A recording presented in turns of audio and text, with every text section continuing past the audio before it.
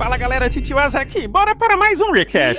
A história já começa mostrando o nível absurdo de frieza do Gero em mais um trabalho. Ele se infiltra no meio de um grupo perigoso, como se fosse só mais um funcionário, enquanto o verdadeiro alvo da missão está ali, cercado de luxo e pessoas que claramente não têm o menor respeito por ninguém. O ambiente inteiro deixa isso claro, tudo é controlado, cheio de protocolos, inclusive na hora de beber. Antes do líder encostar no copo, existe alguém responsável por testar a bebida para garantir que está segura. Um sistema que na teoria torna impossível qualquer tentativa de envenenamento. Só que o que ninguém ali imagina é que o plano já estava em andamento muito antes daquele momento. Com total naturalidade, Gero serve a bebida como se não fosse nada demais. O teste é feito, tudo parece normal. Sinal verde. O líder então bebe sem preocupação. E é aí que tudo vira. Em questão de segundos, o corpo dele começa a falhar. O clima muda completamente. O que era um momento de comemoração vira tensão instantânea. Os outros entram em alerta, tentando entender o que deu errado, mas já não há mais o que fazer. E o mais impressionante, ninguém percebe como aquilo foi possível, porque o truque do Gero não foi direto. Foi paciência. Ele passou meses preparando tudo, alterando aos poucos o organismo da pessoa responsável pelo teste até que ela se tornasse resistente ao veneno. Ou seja, quando chegou o momento decisivo, o teste simplesmente não servia mais para nada. Um plano absurdo de meticuloso e impossível de detectar. Missão concluída sem deixar rastros. Mas quando ele volta para casa, o contraste é bizarro. O mesmo cara que acabou de derrubar um alvo de alto nível, agora está simplesmente relaxando, tentando levar uma vida comum. Até que a Kari, sua irmã, entra na conversa. Ela já chega questionando exatamente isso. Como ele conseguiu passar por um sistema tão rígido? E Gero explica tudo com a maior calma do mundo, como se fosse algo completamente normal. Meses de preparação, cálculo preciso, zero espaço para erro. A Kari até reconhece o esforço, mas logo muda completamente o rumo da conversa.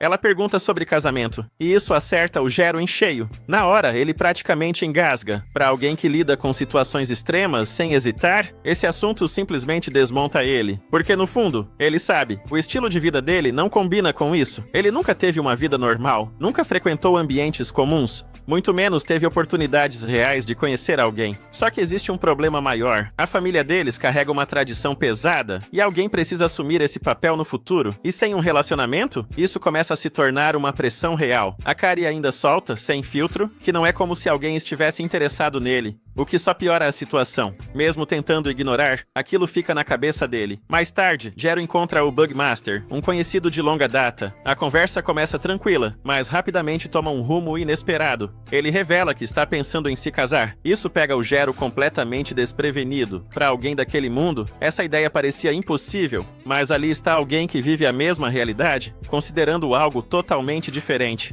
E o mais importante, ele não parece infeliz com isso. Pelo contrário, isso faz Gero repensar tudo. Talvez casamento não seja algo tão negativo quanto ele sempre acreditou. Talvez exista um caminho diferente.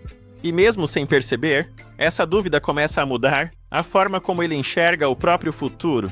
Porque pela primeira vez, Gero começa a considerar algo que nunca fez parte da vida dele.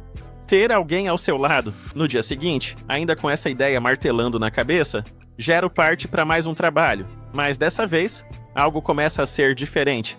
O alvo agora é Mei, conhecida por se aproximar de pessoas e tirar vantagem delas. Sem perder tempo, Gero executa o padrão dele e aplica sua técnica, certo de que aquilo seria só mais uma missão como qualquer outra. Só que Mei não reage como o esperado. Mesmo em uma situação extrema, ela mantém a calma. E ao invés de entrar em desespero, começa a conversar com ele de um jeito totalmente inesperado. Ela admite seus erros, mas também revela o motivo por trás de tudo. Fazia aquilo para tentar ajudar o irmão mais novo, que precisa de tratamento. Aquilo quebra um pouco a lógica fria da missão.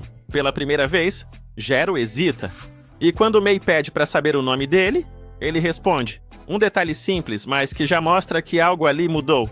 Enquanto isso, do lado de fora, quem contratou o serviço começa a estranhar a demora. Só que antes que a situação avance, outra coisa acontece. A Kari liga. Ela avisa que tomou uma decisão séria. Vai voltar para a casa principal da família e se casar. Tudo para garantir a continuidade da linhagem. Isso acende um alerta imediato no Gero. Sem pensar muito, ele interrompe Mei e faz uma proposta completamente fora do padrão dele. Ele pede ela em casamento. A justificativa é direta. Ele precisa se casar por causa da família. E como ela demonstrou algum interesse, ele sugere que os dois resolvam isso juntos, inclusive oferecendo ajuda com o problema do irmão dela. Por um momento, parece que aquilo pode funcionar, mas May recusa. E não só recusa, ela desmonta completamente a ideia dele. Ela deixa claro que casamento não é algo que se resolve por necessidade ou conveniência. Que para dar certo, precisa ser algo genuíno. E que alguém como ele, que vive sem se abrir de verdade, nunca vai conseguir construir algo assim. Essas palavras atingem em cheio. Pela primeira vez, Jero abaixa a guarda de verdade e fala o que sente. Ele admite que queria uma vida tranquila, alguém ao lado, mas simplesmente nunca teve chance de viver algo normal. May escuta tudo e responde de forma simples. Não é impossível, ele só precisa começar a conhecer pessoas. Mas logo depois, ela aceita o próprio destino e pede para ele terminar o trabalho. Só que Jero decide fazer o oposto. Pessoal, já imaginou ter todos os streamings juntos em um só lugar?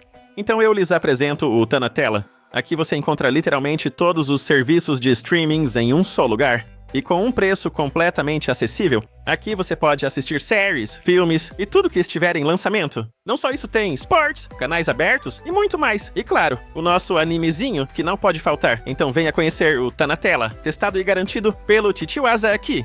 E com um atendimento particular, então, chamem eles no link do comentário fixado e tenha a melhor experiência da sua vida. Quando o contratante aparece pressionando para finalizar tudo, Jero se recusa. Ele deixa claro que não vai seguir com aquilo, porque agora precisa da May. A situação sai do controle na hora. O grupo tenta reagir, mas Jero ativa uma de suas técnicas e vira completamente o jogo. Em poucos instantes, todos são neutralizados, sem chance de reação. E com isso, ele toma uma decisão definitiva. Vai ajudar May. E em troca, quer que ela ajude ele a encontrar alguém para se casar. Surpreendida, ela aceita. Mas logo depois, vem mais uma reviravolta. Quando eles saem dali, Jero descobre que May, na verdade, é um homem que usa diferentes identidades dependendo da situação. O choque é imediato. ECO que, mesmo assim, o plano continua. Eles seguem juntos e começam a colocar a ideia em prática. May assume o papel de guia e leva Jero para um evento de encontros. Só que ali, Jero percebe rapidamente que não tem a menor experiência com aquilo. Ele tenta impressionar falando de dinheiro. Falha. Tenta agir de forma mais leve. Falha de novo. Nada funciona.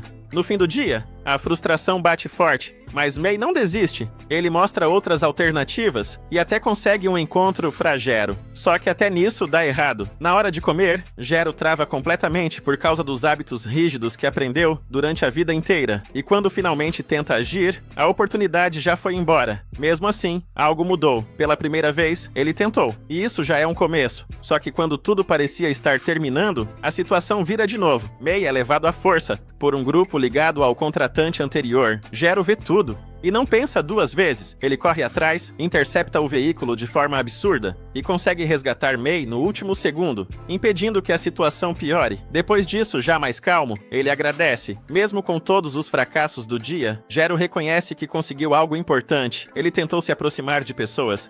E mais do que isso, ele fez um amigo. Enquanto os dois seguem juntos, May percebe algo que nem o próprio Jero entende ainda. Apesar de toda a dificuldade, existe um lado nele que naturalmente chama a atenção.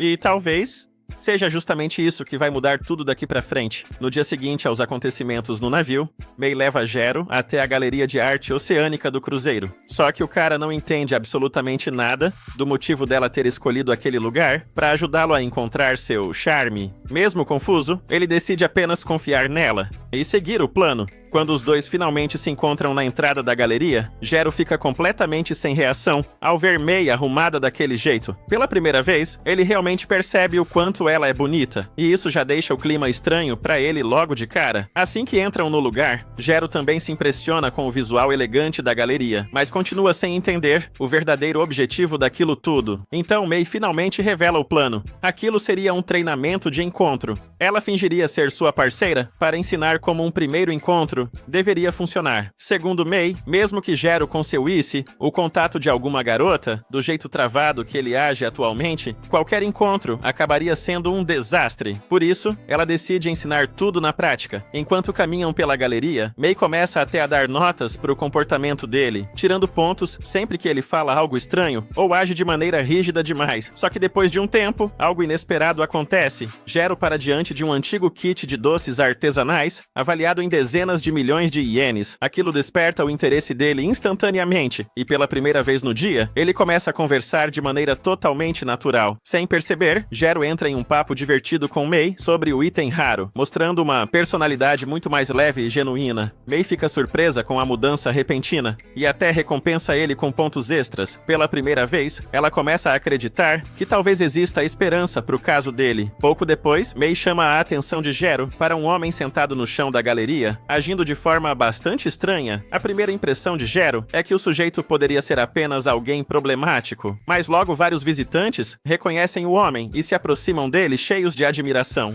Então Mei revela que aquele era Shiratori, um pintor extremamente famoso e respeitado. Ela usa aquilo para explicar algo importante. As pessoas não são atraídas apenas por aparência ou comportamento perfeito. Muitas vezes, elas se conectam pelo talento único que alguém possui. Mesmo parecendo excêntrico para desconhecidos, Shiratori conquistou inúmeras pessoas graças à sua arte. E é exatamente isso que Mei tenta fazer Jero entender. Só que Jero não acredita ter nada especial assim, então Mei relembra tudo que ele fez anteriormente, principalmente quando enfrentou vários homens perigosos sozinho para salvá-la. Para ela, aquilo também faz parte do charme dele. Depois dessa conversa, Mei chega a uma conclusão inesperada. Em vez de aplicativos de namoro ou encontros arranjados, ela acredita que Jero deveria conquistar alguém ajudando pessoas, salvando vítimas, protegendo gente importante e realizando trabalhos heróicos. A ideia deixa Jero completamente confuso. Afinal, ele é um mestre do veneno e passou a vida inteira trabalhando como assassino. Mesmo assim, Mei diz que não existe regra alguma impedindo ele de usar suas habilidades para ajudar os outros também. Mais tarde, naquela noite, a situação no cruzeiro muda completamente quando os seguranças descobrem que uma obra de arte extremamente valiosa desapareceu. Rapidamente, todos suspeitam de Kyoko Himekawa. Os responsáveis pelo navio começam a procurar possíveis rotas de fuga ao redor do cruzeiro, mas não encontram nada. O que eles não sabem é que Himekawa já escapou pelo mar usando seu tubarão Joshua. Depois de chegar perto da costa e acreditar que finalmente estava segura, tudo muda de repente quando um enorme redemoinho surge no oceano e arrasta seus companheiros, e logo depois, uma figura vestida de branco aparece diante dela. Enquanto isso, Jero e Mei continuam no buffet do navio, mas agora o mestre do veneno começa a pensar seriamente na ideia de usar suas habilidades para ajudar pessoas.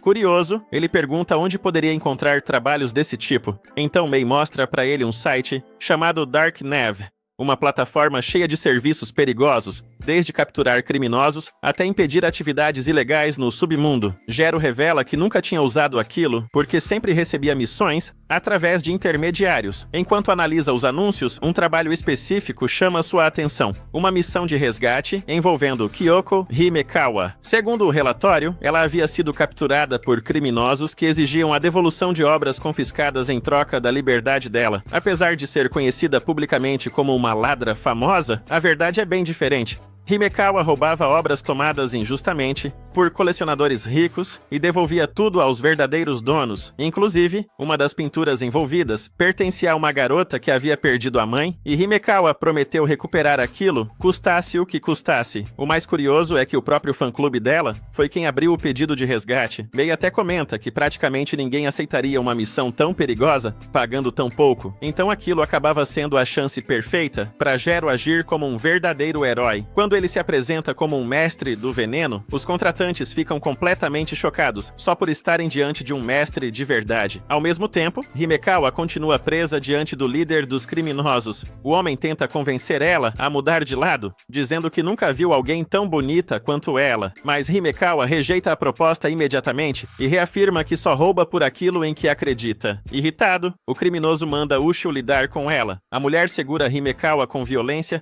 e joga água nela sem hesitar. Pouco depois, Jero e Mei finalmente iniciam a missão de resgate. Enquanto avançam pelo local, os dois acabam encontrando guardas armados no caminho. Só que antes que qualquer um pudesse reagir, Gero derruba os dois instantaneamente com um único golpe. Aquela demonstração absurda de força faz Mei pensar que talvez fosse melhor apenas deixar tudo nas mãos dele. Porém, Gero segura a mão dela e diz que precisa dela ao seu lado. Aquilo dá a confiança necessária para Mei continuar acompanhando ele. Enquanto isso, Ushio recebe ordens para eliminar os invasores. Mesmo cercado de inimigos, Gero continua avançando tranquilamente enquanto pratica falas que pretende usar quando encontrar Himekawa. E o mais absurdo é que ele derrota vários guardas durante o caminho, sem nem parar de ensaiar suas frases. Depois de atravessarem o elevador até a área inferior, a situação piora ainda mais. O líder criminoso aponta uma arma para uma pintura importante e ameaça destruí-la caso Himekawa não obedeça. Como aquela obra era justamente a prometida para a pequena garota,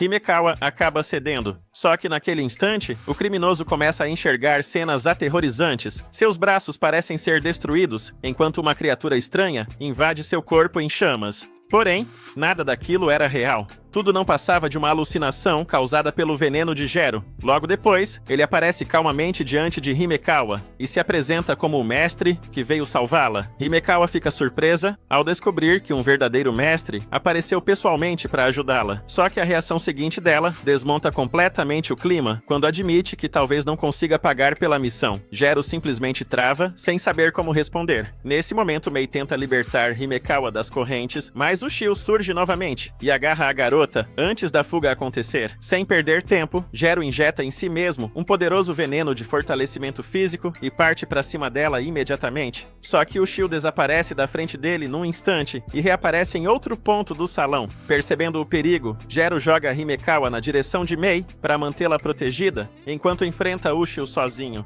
A mestre da água então cria enormes punhos líquidos capazes de destruir o chão inteiro durante o combate, fazendo os dois despencarem para um andar inferior enquanto continuam lutando. Só que, de forma inesperada, Ushio interrompe a batalha para se apresentar educadamente e até entregar um cartão de visitas para Gero. Ela explica que também é uma mestre e propõe resolver tudo pacificamente. Segundo Ushio, se dois mestres lutarem seriamente, o estrago seria gigantesco. Então ela oferece 10 vezes mais dinheiro para Gero abandonar Himekawa e ir embora. Mas Gero recusa sem hesitar. Durante a tensão, Mei quase toca na seringa usada por Gero, até ele gritar desesperadamente para ela não encostar naquilo. Ushio então percebe imediatamente que o conteúdo não era um simples remédio, mas um veneno extremamente perigoso. Ela explica que os mestres possuem linhagens especiais conectadas às próprias habilidades. No caso dos mestres do veneno, o corpo deles se fortalece ao suportar toxinas letais. Só que Gero revela que aquilo também funciona como uma maldição. Depois de usar esse poder, o corpo dele começa a entrar em colapso caso não finalize o alvo rapidamente. A luta então recomeça de verdade. No início, Ushio domina completamente o confronto, usando seus ataques de água. Porém, Gero consegue virar a situação ao aplicar um veneno térmico na luva dela,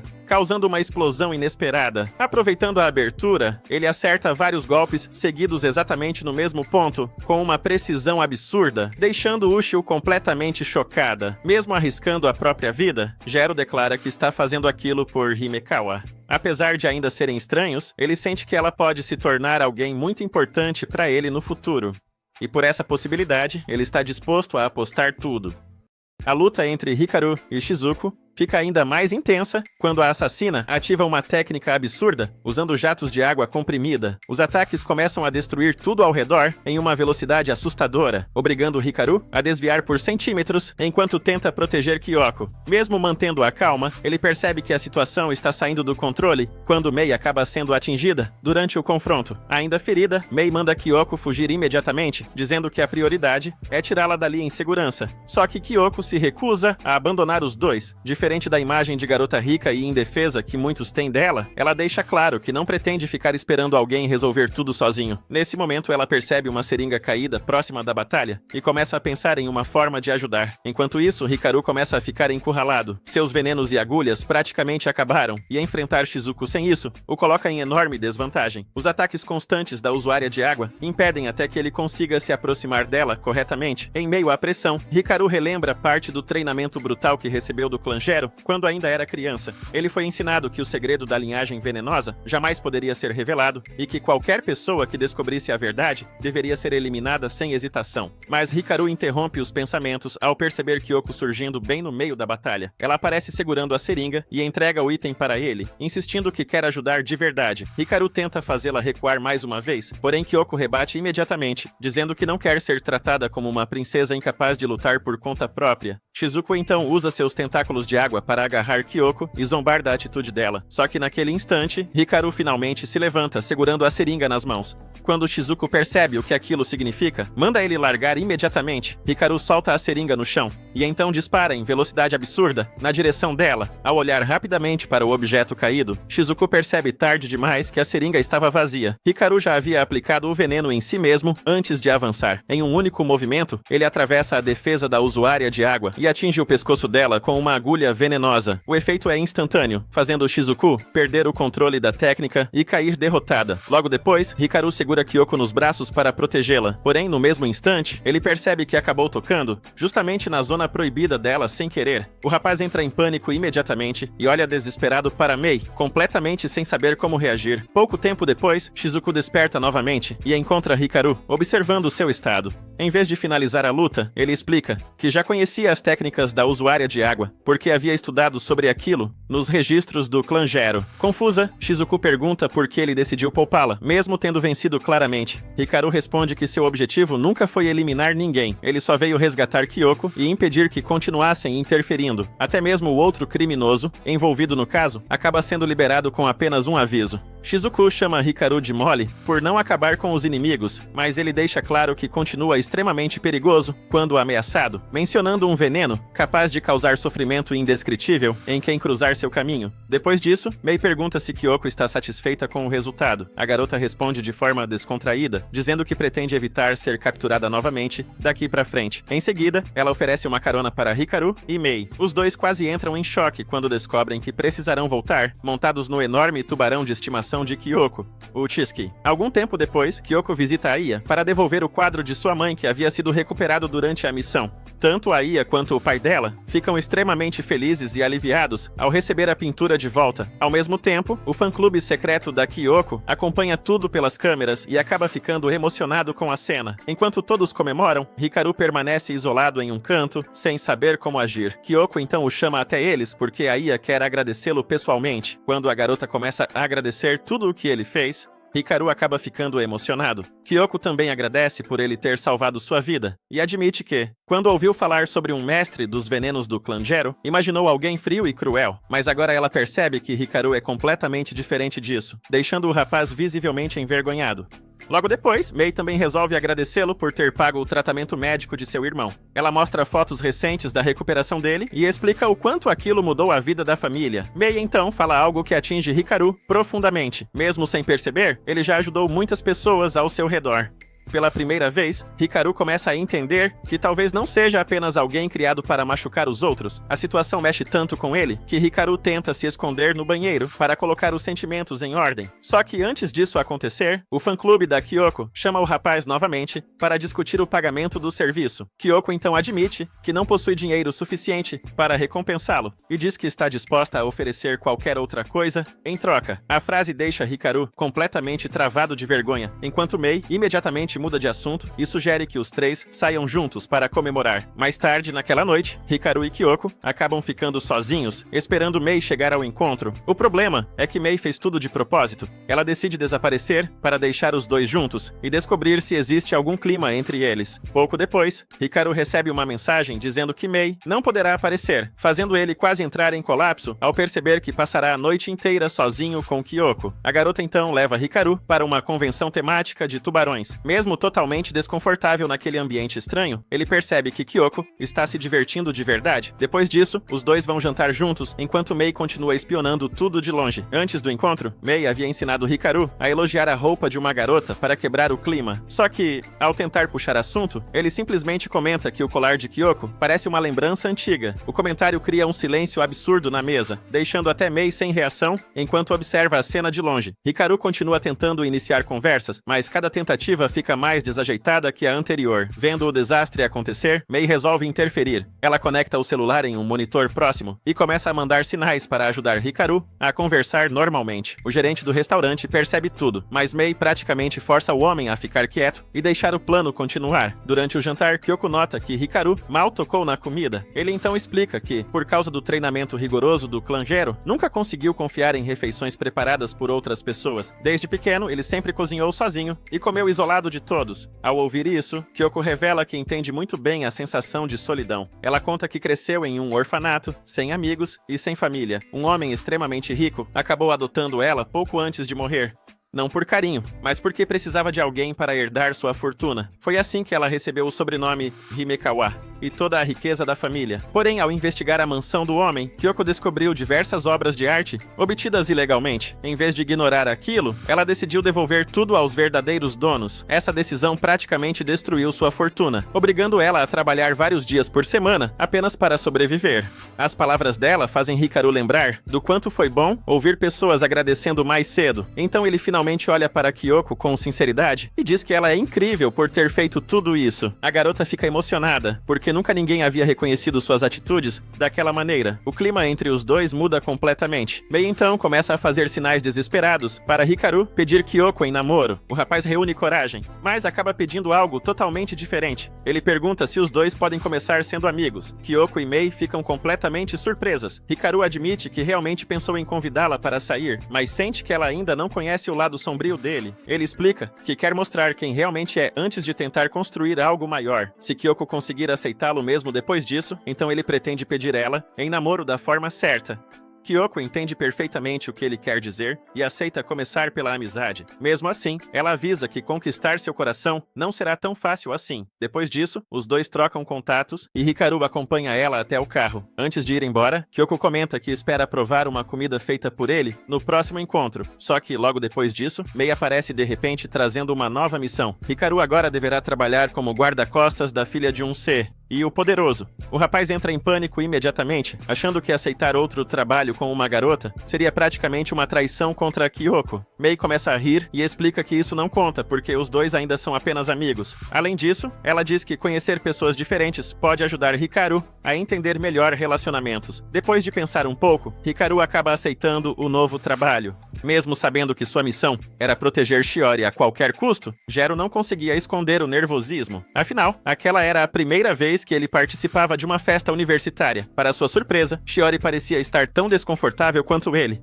A garota tinha dificuldade para puxar assunto, interagir com os outros estudantes e se enturmar, o que fazia muita gente ao redor enxergá-la como alguém estranha. Enquanto isso, a história volta um pouco no tempo para mostrar como tudo começou. Mitsuhiko apresenta Gero a Shiori e explica que deseja contratá-lo como seu guarda-costas. Como Shiori estava prestes a iniciar sua vida universitária, ele acreditava que a melhor estratégia seria manter a proteção em segredo, sem chamar atenção. Em seguida, Mitsuhiko revela a complicada situação da família. O pai de Shiori havia construído um enorme império empresarial com muito esforço ao longo da vida. Porém, após falecer por causa de uma doença, deixou um testamento determinando que Shiori herdaria a empresa quando atingisse a idade apropriada. Essa decisão acabou gerando um grande conflito familiar. Futai, irmã mais velha de Mitsuhiko, não aceitava a ideia de ver a sobrinha assumindo o controle da companhia e estava fazendo de tudo para tomar a herança para si. Além disso, rumores preocupantes indicavam que ela poderia ter contratado alguém especializado em técnicas incomuns para eliminar Shiori. Por causa dessa ameaça, Mitsuhiko decidiu não correr nenhum risco e escolheu justamente Gero, o membro mais talentoso do clã do veneno, para protegê-la. Pouco depois, Mei aparece trazendo uma identidade estudantil falsa. A partir daquele momento, Gero passaria a viver como um universitário comum, infiltrado no campus. Ele aceita a missão sem reclamar, encarando tudo com tranquilidade. Logo depois, Shiori revela um sonho simples que sempre quis realizar: participar de uma confraternização universitária, como qualquer outra estudante. Gero rejeita a ideia imediatamente, alegando que seria perigoso demais, mas bastou Shiori fazer uma expressão inocente para que toda a resistência dele desaparecesse em segundos. Chega então o momento das apresentações na festa. Quando Shiori se levanta para falar, seu nervosismo fica evidente. Sua apresentação acaba sendo rígida e desconfortável, deixando os outros estudantes ainda mais intrigados. Em seguida, chega a vez de Jero. Convencido de que pode impressionar todo mundo, ele faz uma entrada extremamente confiante e resolve mostrar suas habilidades de uma forma bastante peculiar. Depois de beber vários copos de cerveja de uma só vez, ele realiza um truque usando um material absorvente especial, criando algo parecido com uma cobra feita de líquido. Na cabeça dele, aquilo seria o grande destaque da noite. Na prática, o resultado é um desastre. Os estudantes ficam completamente chocados e desconfortáveis com a demonstração. Observando tudo à distância, Mei já esperava exatamente esse resultado. Tentando mudar de assunto, os alunos percebem que ainda falta uma pessoa se apresentar. Um rapaz loiro que estava sentado em silêncio, finalmente se levanta. Ele se apresenta apenas como Naruko e não demonstra interesse em falar mais nada. Quando perguntam sobre seu curso e seu ano na faculdade, ele responde calmamente que isso não tem importância. Para ele, o único relevante era o fato de todos terem se encontrado naquele momento. A resposta simples e misteriosa causa um efeito imediato. As garotas da festa ficam fascinadas e rapidamente começam a cercá-lo, tentando chamar sua atenção. Ao ver aquela cena, Jero percebe que ainda tem muito a aprender quando o assunto é causar uma boa impressão. Depois que a festa termina, Jero e Shiori voltam para casa carregando a sensação de que nada saiu exatamente como planejado. Curioso, Jero pergunta por que ela insistiu tanto em participar daquele evento. Ele imaginava que fosse por causa da futura responsabilidade de administrar a empresa, mas a resposta de Shiori era bem diferente. Ela explica que, pouco antes de falecer, seu pai lhe deu um conselho que jamais esqueceu: parar de viver com tanto medo e aproveitar mais a vida. Desde então, ela sabe que precisa dar o primeiro passo para se aproximar das pessoas, mas a insegurança ainda a impede de agir como gostaria. Além disso, Shiori revela que nunca teve a chance de perguntar por que foi escolhida para herdar a empresa. Por isso, deseja se tornar mais forte e confiante. Jero então a lembra da realidade da situação. Existe alguém tentando eliminá-la, e esse perigo continua presente. Mesmo assim, ele afirma que ela pode seguir seus sonhos sem se preocupar, porque continuará protegendo-a independentemente do que aconteça. As palavras deixam Shiori visivelmente emocionada, mas alguém observa tudo de longe. Naruko acompanha a conversa e envia um relatório para Futai, revelando finalmente sua verdadeira identidade. Ele é o assassino contratado para eliminar Shiori. No dia seguinte, Futai aparece para pressioná-lo, irritada com a demora para concluir a missão. Naruko demonstra pouco interesse nas reclamações dela e utiliza sua habilidade para acalmar seus pensamentos, encerrando a discussão antes de afirmar que resolverá tudo pessoalmente. Mais tarde, durante uma aula na universidade, Mei estranha o fato de Jero prestar tanta atenção no conteúdo, mesmo não sendo um estudante de verdade. Para ele, porém, toda aquela experiência era algo novo e surpreendentemente divertido. Enquanto isso, do lado de fora do prédio, Naruko se concentra profundamente e ativa uma técnica baseada em ondas sonoras. Instantes depois, uma pressão anormal toma conta da sala de aula. Os alunos são forçados a abaixar a cabeça sobre as carteiras, enquanto parte do teto começa a ceder exatamente acima de Shiori. Sem perder tempo, Jero injeta em si mesmo um veneno de fortalecimento. Com suas capacidades físicas ampliadas, ele dispara pela sala e consegue salvar Shiori no último instante, antes que os destroços a atinjam. Observando tudo à distância, Naruko fica impressionado. Mesmo em condições extremamente desfavoráveis, Jero conseguiu reagir de forma perfeita. Ao lembrar do que viu, ele conclui que apenas um mestre do veneno seria capaz de utilizar uma técnica daquelas com tamanha precisão. Ao mesmo tempo, Jero analisa cuidadosamente o ocorrido e chega à conclusão oposta. O responsável pelo ataque só pode ser um mestre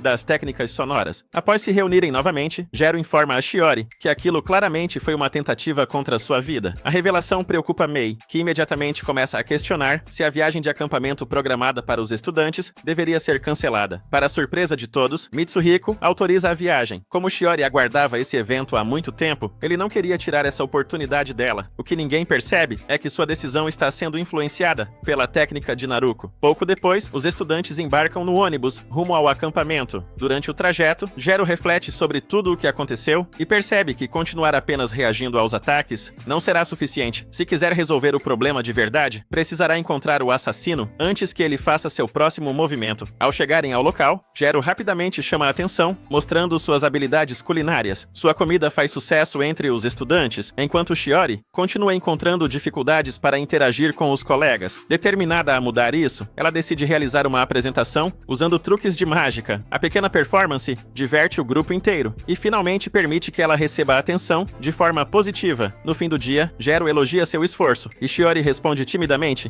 que aprendeu aqueles truques observando situações do mundo dos negócios de seu pai. Logo depois, um dos estudantes resolve contar uma história assustadora sobre uma antiga vila que existia naquela região. Segundo a lenda, os moradores realizavam oferendas para uma divindade local e em tempos difíceis faziam sacrifícios para tentar garantir boas colheitas. Após o abandono dessas práticas, diversos desastres teriam atingido a vila até que ela desaparecesse completamente.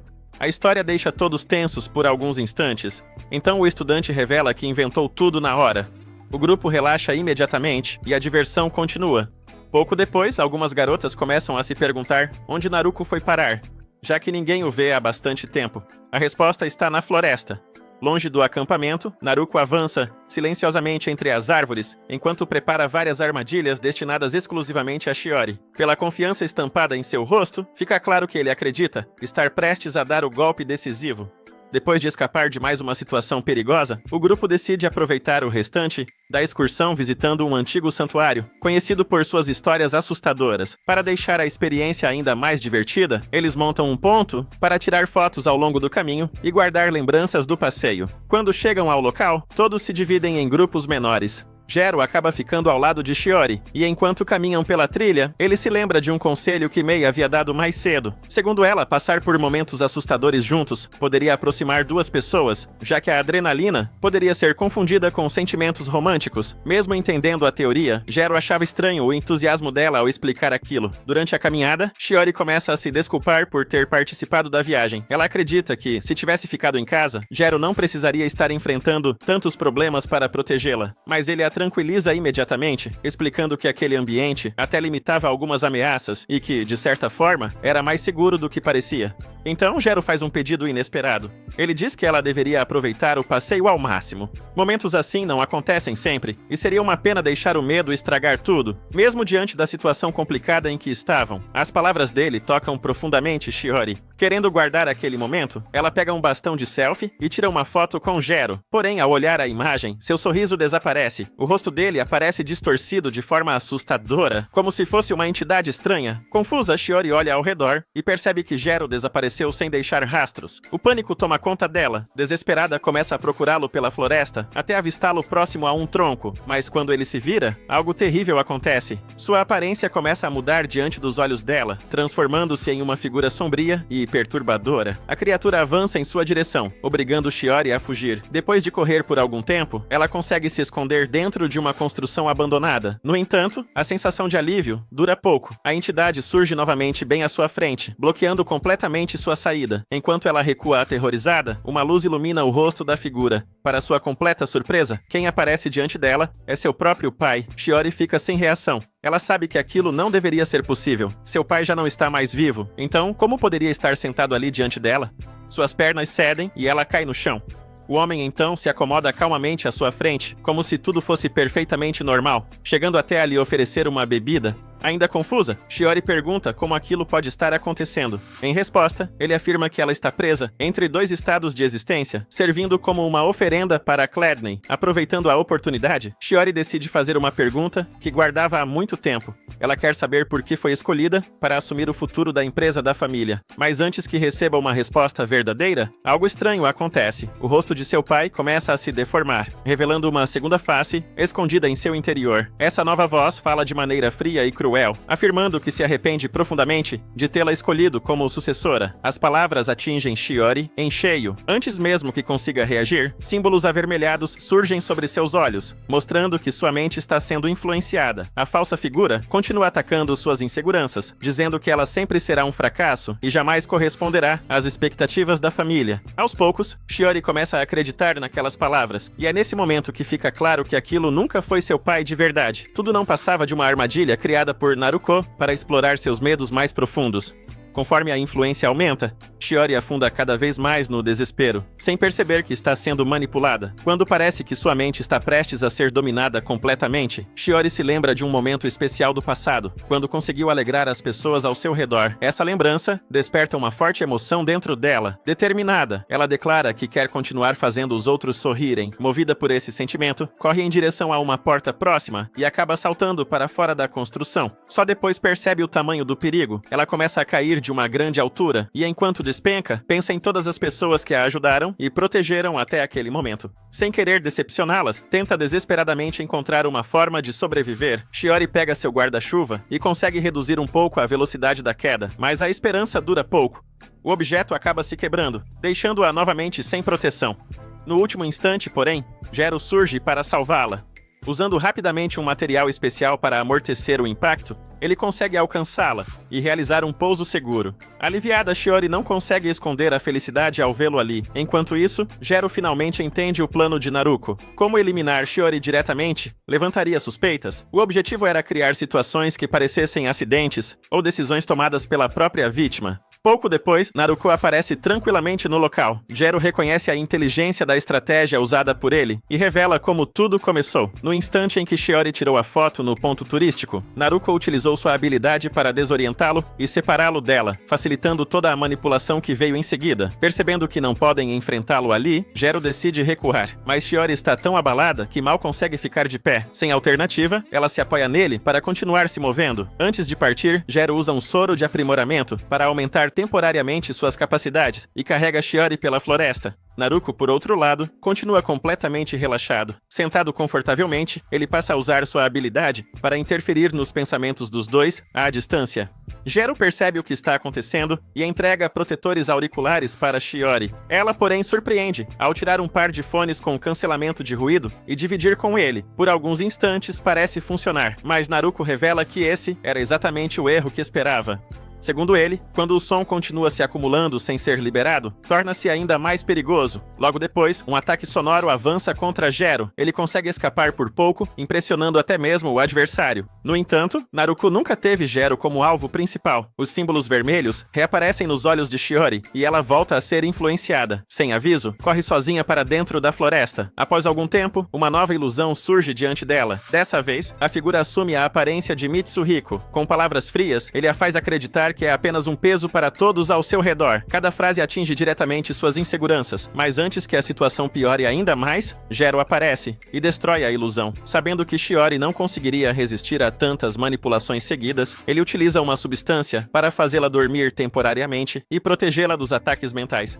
Observando tudo à distância, Naruko admite que alguém tão experiente quanto Jero seria capaz de superar suas ilusões. Jero então revela que compreendeu perfeitamente o funcionamento daquela técnica. Segundo ele, Naruko invade os pontos mais dolorosos da mente das pessoas e transforma seus traumas em armas. Mesmo reconhecendo que isso torna Shiori vulnerável, ele deixa claro que Naruko está cometendo um erro. Para Jero, Shiori é muito mais forte do que aparenta. Enquanto isso, Mei finalmente encontra os dois. Ao vê-los juntos, fica surpresa com a situação, mas rapidamente escuta as instruções de Jero. Ele pede que ela leve Shiori para um local seguro imediatamente.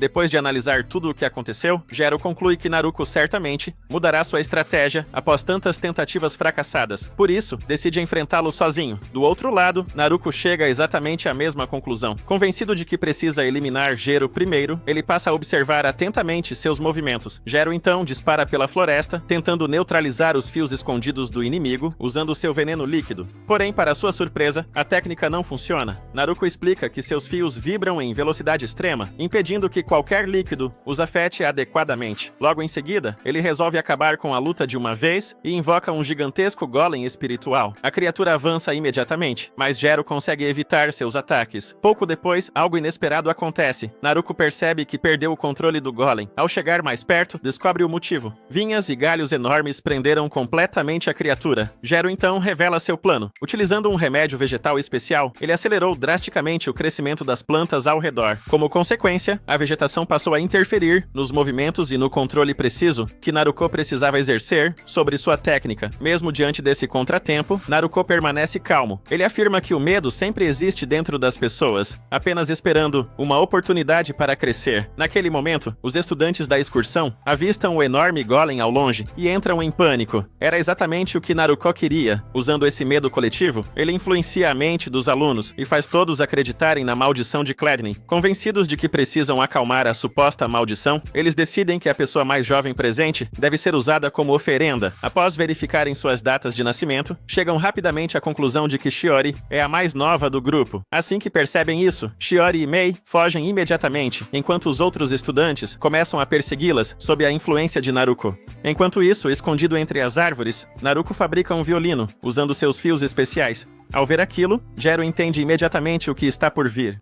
Naruko revela que estava apenas ganhando tempo. Sem pensar duas vezes, ele arremessa seu violino na direção de Jero e dispara a floresta adentro. Mesmo fugindo, ele está convencido de que ainda existe uma forma de virar aquela batalha a seu favor. Jero corre logo atrás, enquanto Naruko desliza pelas cordas sonoras criadas por sua habilidade. Durante a perseguição, Naruko afirma que, mesmo que Shiori consiga escapar e assumir o controle da empresa da família, sua vida não ficará mais fácil. Segundo ele, parentes interesseiros irão rejeitá-la, e inúmeras pessoas tentarão tirar proveito dela. Ainda assim, ele reconhece que Shiori possui um grande potencial escondido, mas acredita que ela só conseguirá alcançá-lo através de esforço constante. Essa visão faz Naruko recordar sua infância no dojo. Mesmo vendo o irmão treinar sem parar e se dedicar muito mais do que ele, Naruko sempre acabava levando vantagem graças ao talento natural que possuía desde pequeno. Por causa dessas experiências, ele passou a acreditar que apenas os fortes conseguem sobreviver. Jero rebate imediatamente. Para ele, a verdadeira força não nasce apenas do talento, mas também da coragem de enfrentar os próprios medos. Ele lembra que Shiori começou como alguém extremamente insegura, mas já está dando passos importantes para mudar quem ela era. Na visão de Jero, essa transformação é justamente o primeiro passo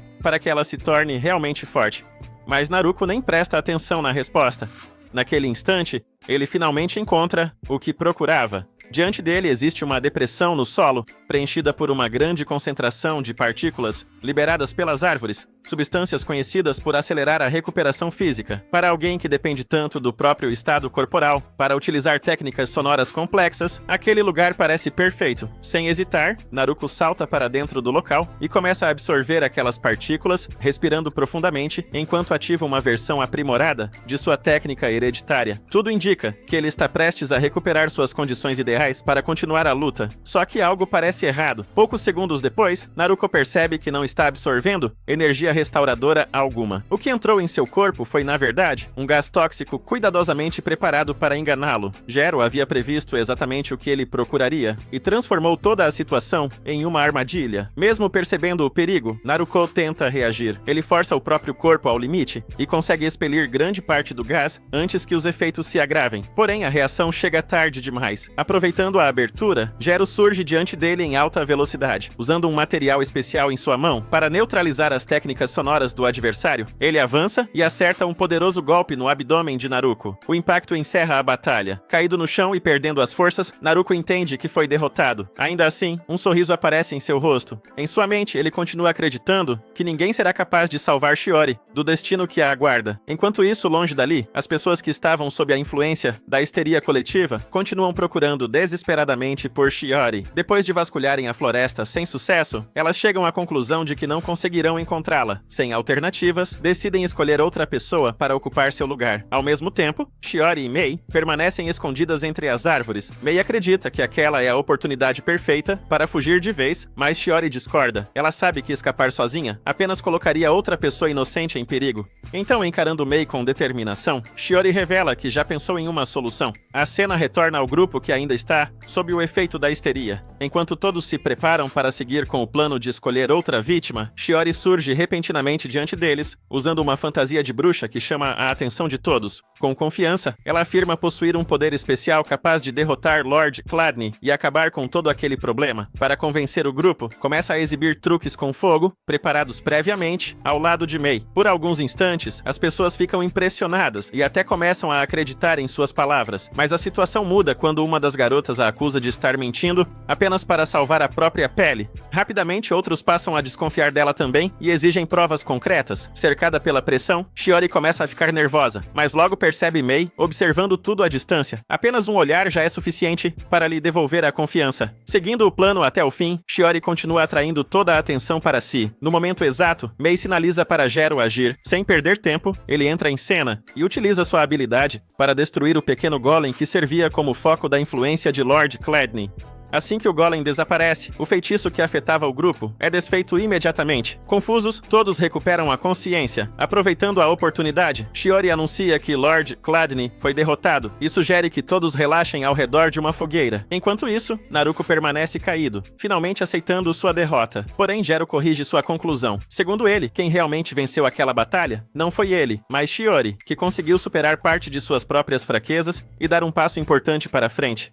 Naruko fica surpreso ao perceber que Jero simplesmente decide ir embora. Acostumado a acreditar que os derrotados não merecem uma segunda chance, ele não entende por que foi poupado. Antes de partir, Jero explica que eliminar pessoas nunca foi seu objetivo e sugere que Naruko pare de enxergar o mundo apenas através da obsessão pela força. Pouco depois, Jero reencontra Shiori e Mei. As duas demonstram enorme alívio ao vê-lo voltar em segurança. Na manhã seguinte, os demais estudantes acordam reclamando de fortes dores de cabeça e de sonhos estranhos envolvendo Lord Gladney e uma misteriosa bruxa capaz de controlar fogo. Sem querer explicar toda a confusão, Shiori apenas muda de assunto e anuncia que o café da manhã está quase pronto. A mudança nela é evidente. Comparada à garota insegura do início da história, Shiori agora conversa com muito mais naturalidade e confiança. Chega então a hora da despedida. Mitsuhiko aparece de forma extravagante para buscar o grupo e todos embarcam nos helicópteros que os levarão de volta. Durante a viagem, Shiori agradece Jero por tudo que ele fez. Em seguida, tenta acariciar sua cabeça como forma de demonstrar carinho e reconhecimento. A reação pega Jero completamente desprevenido, arrancando um momento constrangedor para ambos. Mei, por sua vez, registra tudo discretamente. Enquanto isso, Futai entra em pânico ao descobrir que Naruko fracassou. Convencida de que Shiori continua sendo um problema, ela contrata outra pessoa para lidar com a situação. Só que Jero aparece antes que qualquer coisa aconteça e resolve o problema rapidamente. Esperando ser alvo de uma vingança, Futai se surpreende quando Shiori faz exatamente o oposto. Em vez de confrontá-la, ela se curva educadamente e pede para aprender tudo sobre os negócios da família. Inicialmente relutante, Futai relembra o último desejo do pai de Shiori, que sempre acreditou no potencial da filha. Ao perceber a determinação sincera em seus olhos, ela finalmente concorda em treiná-la. Feliz com a resposta, Shiori se vira para procurar Jero e Mei, mas os dois já foram embora. Mais tarde, enquanto Jero carrega Mei pelas ruas, ela pergunta por que ele saiu sem sequer trocar contatos com Shiori. Jero responde que ela ainda tem um longo caminho pela frente e que não é o momento de pensar em algo mais sério. Pouco depois, porém, Shiori reaparece, pedalando uma bicicleta e impede que a despedida termine daquele jeito. Ela convida os dois para um último jantar, e eles aceitam. Durante o encontro, Mei acredita que finalmente verá algum progresso entre os dois. No começo, a conversa é bastante tímida, mas Jero consegue quebrar o clima ao apresentar um belo truque usando sua habilidade, fazendo flores descerem suavemente do céu. Para a surpresa dele, aquelas são justamente as flores favoritas de Shiori. Animada, ela decide mostrar um truque próprio em resposta. A partir daí, os dois passam a conversar de forma muito mais natural, criando uma conexão mais forte do que nunca. Conforme a noite avança, Mei acaba adormecendo, enquanto Jero e Shiori continuam conversando sem perceber o tempo passar. Em determinado momento, Shiori reúne coragem para expressar seus sentimentos, mas Mitsuhiko surge de repente para buscá-la. A oportunidade acaba interrompida, mas antes de partir, Shiori pede para adicionar Jero aos contatos. Depois que ele aceita, ela segue viagem extremamente feliz. Já Jero fica pensando se Shiori realmente está interessada nele ou se apenas está sendo amigável. Mei percebe exatamente o que está acontecendo e aconselha o parceiro a continuar fortalecendo a amizade entre eles antes de tirar qualquer conclusão. Com isso, os dois voltam a focar em sua próxima missão, encerrando mais uma etapa da jornada. Após comentar sobre sua próxima missão, Jero revela para Mei que não poderá participar porque foi convidado para o casamento de um velho amigo. O noivo é Toshiki, o mestre dos insetos, alguém com quem ele mantém uma amizade de longa data. Quando vê a foto do homem, Mei imediatamente se assusta com sua aparência e diz que prefere manter distância. Porém, antes que consiga escapar da situação, uma das borboletas de Toshiki pousa perto dela carregando um convite formal. Surpresa com o gesto inesperado, ela acaba aceitando acompanhá-lo. Jero então admite que possui outro problema. Ele não faz ideia do que vestir em um evento tão sofisticado. Por isso, pede ajuda para Mei escolher roupas adequadas. Ela concorda e ainda aproveita para lembrar que casamentos costumam reunir muitas pessoas, tornando aquele um ótimo lugar para conhecer possíveis candidatas. Alguns dias depois, os dois chegam ao local da cerimônia e ficam impressionados com o tamanho e o luxo da propriedade. Mas antes que possam admirar tudo com calma, um homem surge de repente e lança várias agulhas na direção de Jero. O ataque é tão repentino que ele cai imediatamente no chão, deixando Mei em choque. Por alguns instantes, ela acredita que algo muito grave aconteceu, mas logo Jero se levanta normalmente e apresenta o responsável pela recepção nada convencional, Tsunade, o mestre das agulhas. Pouco depois, os filhos de Tsunade correm até ele cheios de energia e começam a conversar animadamente sobre passeios e diversão. Ao observar a forma carinhosa como ele trata as crianças, Mei percebe que, apesar da personalidade excêntrica, ele é um pai extremamente dedicado. Tsunade então olha para Mei e deduz imediatamente que ela é a conselheira matrimonial de Jero. A precisão da observação a deixa completamente surpresa. Não demora para a cerimônia começar. Em meio à celebração, Toshiki faz uma entrada marcante, carregando Ana nos braços. Enquanto os convidados acompanham tudo atentamente, Jero observa a cena com certa dificuldade para acreditar que aquele velho conhecido realmente está se casando. A ocasião faz sua mente voltar ao passado. Anos antes, quando ainda era mais jovem, Jero encontrou Toshiki pela primeira vez após concluir um trabalho. Inicialmente, imaginou que o mestre dos insetos estivesse procurando uma luta. Porém, para sua surpresa, Toshiki apenas queria sentar e conversar. Sabendo que Jero ainda era menor de idade naquela época, ele sequer cogitou oferecer bebida alcoólica. Em vez disso, apareceu com um simples suco de maçã para compartilharem enquanto conversavam. A lembrança é interrompida quando Mei chama sua atenção para a continuação da cerimônia. Nesse momento, os convidados passam a ouvir a história de como Toshiki e Ana se conheceram. Segundo o relato, Ana quase sofreu um grave acidente durante uma escalada. Por coincidência, Toshiki estava próximo e conseguiu ajudá-la no momento decisivo. Ao ouvir isso, Jero não demonstra surpresa alguma. Para ele, aquela atitude combina perfeitamente com o tipo de pessoa que Toshiki sempre foi. A cerimônia continua sem problemas, e enquanto observa a felicidade dos noivos, Jero faz uma pergunta sincera para Mei. Ele quer saber se algum dia conseguirá construir algo tão bonito quanto aquele casamento. Sem hesitar, Mei responde que sim. Ela afirma que Jero certamente encontrará alguém especial e que continuará ajudando-o até esse dia chegar. Pouco depois, a cerimônia chega ao fim e todos começam a comemorar. Mas longe dali, pessoas perigosas observam a festa em silêncio, enquanto preparam um ataque contra os recém-casados. Entre todos os presentes, apenas Jero percebe que algo está errado. No instante em que sente o perigo, ele abandona seu lugar e corre para fora carregando uma das aranhas de Toshiki. A atitude repentina deixa Mei completamente confusa, mas Jero já está seguindo diretamente para a origem da ameaça. Enquanto a celebração continua normalmente, os invasores se posicionam para atacar Toshiki e Ana. Porém, sem que percebam, seus integrantes começam a ser neutralizados um após o outro. Quando o líder finalmente nota que algo está errado, já é tarde demais. Jero surge atrás dele, acompanhado por uma enorme aranha enviada por Toshiki. Mesmo encurralado, o homem não demonstra medo. Pelo contrário, ele ativa uma série de explosões direcionadas a Jero, cobrindo toda a área com fumaça e destroços. Convencido de que venceu, ele começa a recordar sua própria história. Seu nome é Yamada. No passado, ele levou uma vida luxuosa, mas acabou acumulando dívidas enormes. Quando chegou a hora de pagar o que devia, não possuía mais nada. Foi então que o misterioso Puppet Master tomou posse de sua vida e o transformou em uma arma humana, através de modificações especiais. Depois disso, Yamada passou a carregar inúmeros explosivos dentro do próprio corpo. Além disso, recebeu um mecanismo capaz de ativar essas cargas em situações extremas. Aquela nova existência lhe deu um propósito distorcido, levando-o a seguir o caminho de um assassino. Tudo mudou quando ele cruzou o caminho de Toshiki. Na ocasião, Toshiki o derrotou completamente. Yamada acreditou que seria seu fim, mas em vez disso, recebeu algo que jamais esperava: compaixão. Toshiki impediu que ele utilizasse seu mecanismo de autodestruição e simplesmente foi embora sem acabar com sua vida. Desde então, Yamada passou a nutrir um profundo ressentimento por ele. De volta ao presente, ele se afasta acreditando que Jero foi derrotado pela explosão. Mas quando a fumaça se dissipa, vê o jovem saindo ileso de uma barreira defensiva criada para suportar o impacto. Chocado, Yamada reinicia o confronto. A batalha se prolonga e os dois trocam golpes intensos. Durante boa parte do combate, Yamada consegue pressionar Jero e chega a sugerir que ele utilize o poder ampliado de sua linhagem para vencer. Porém, Jero recusa.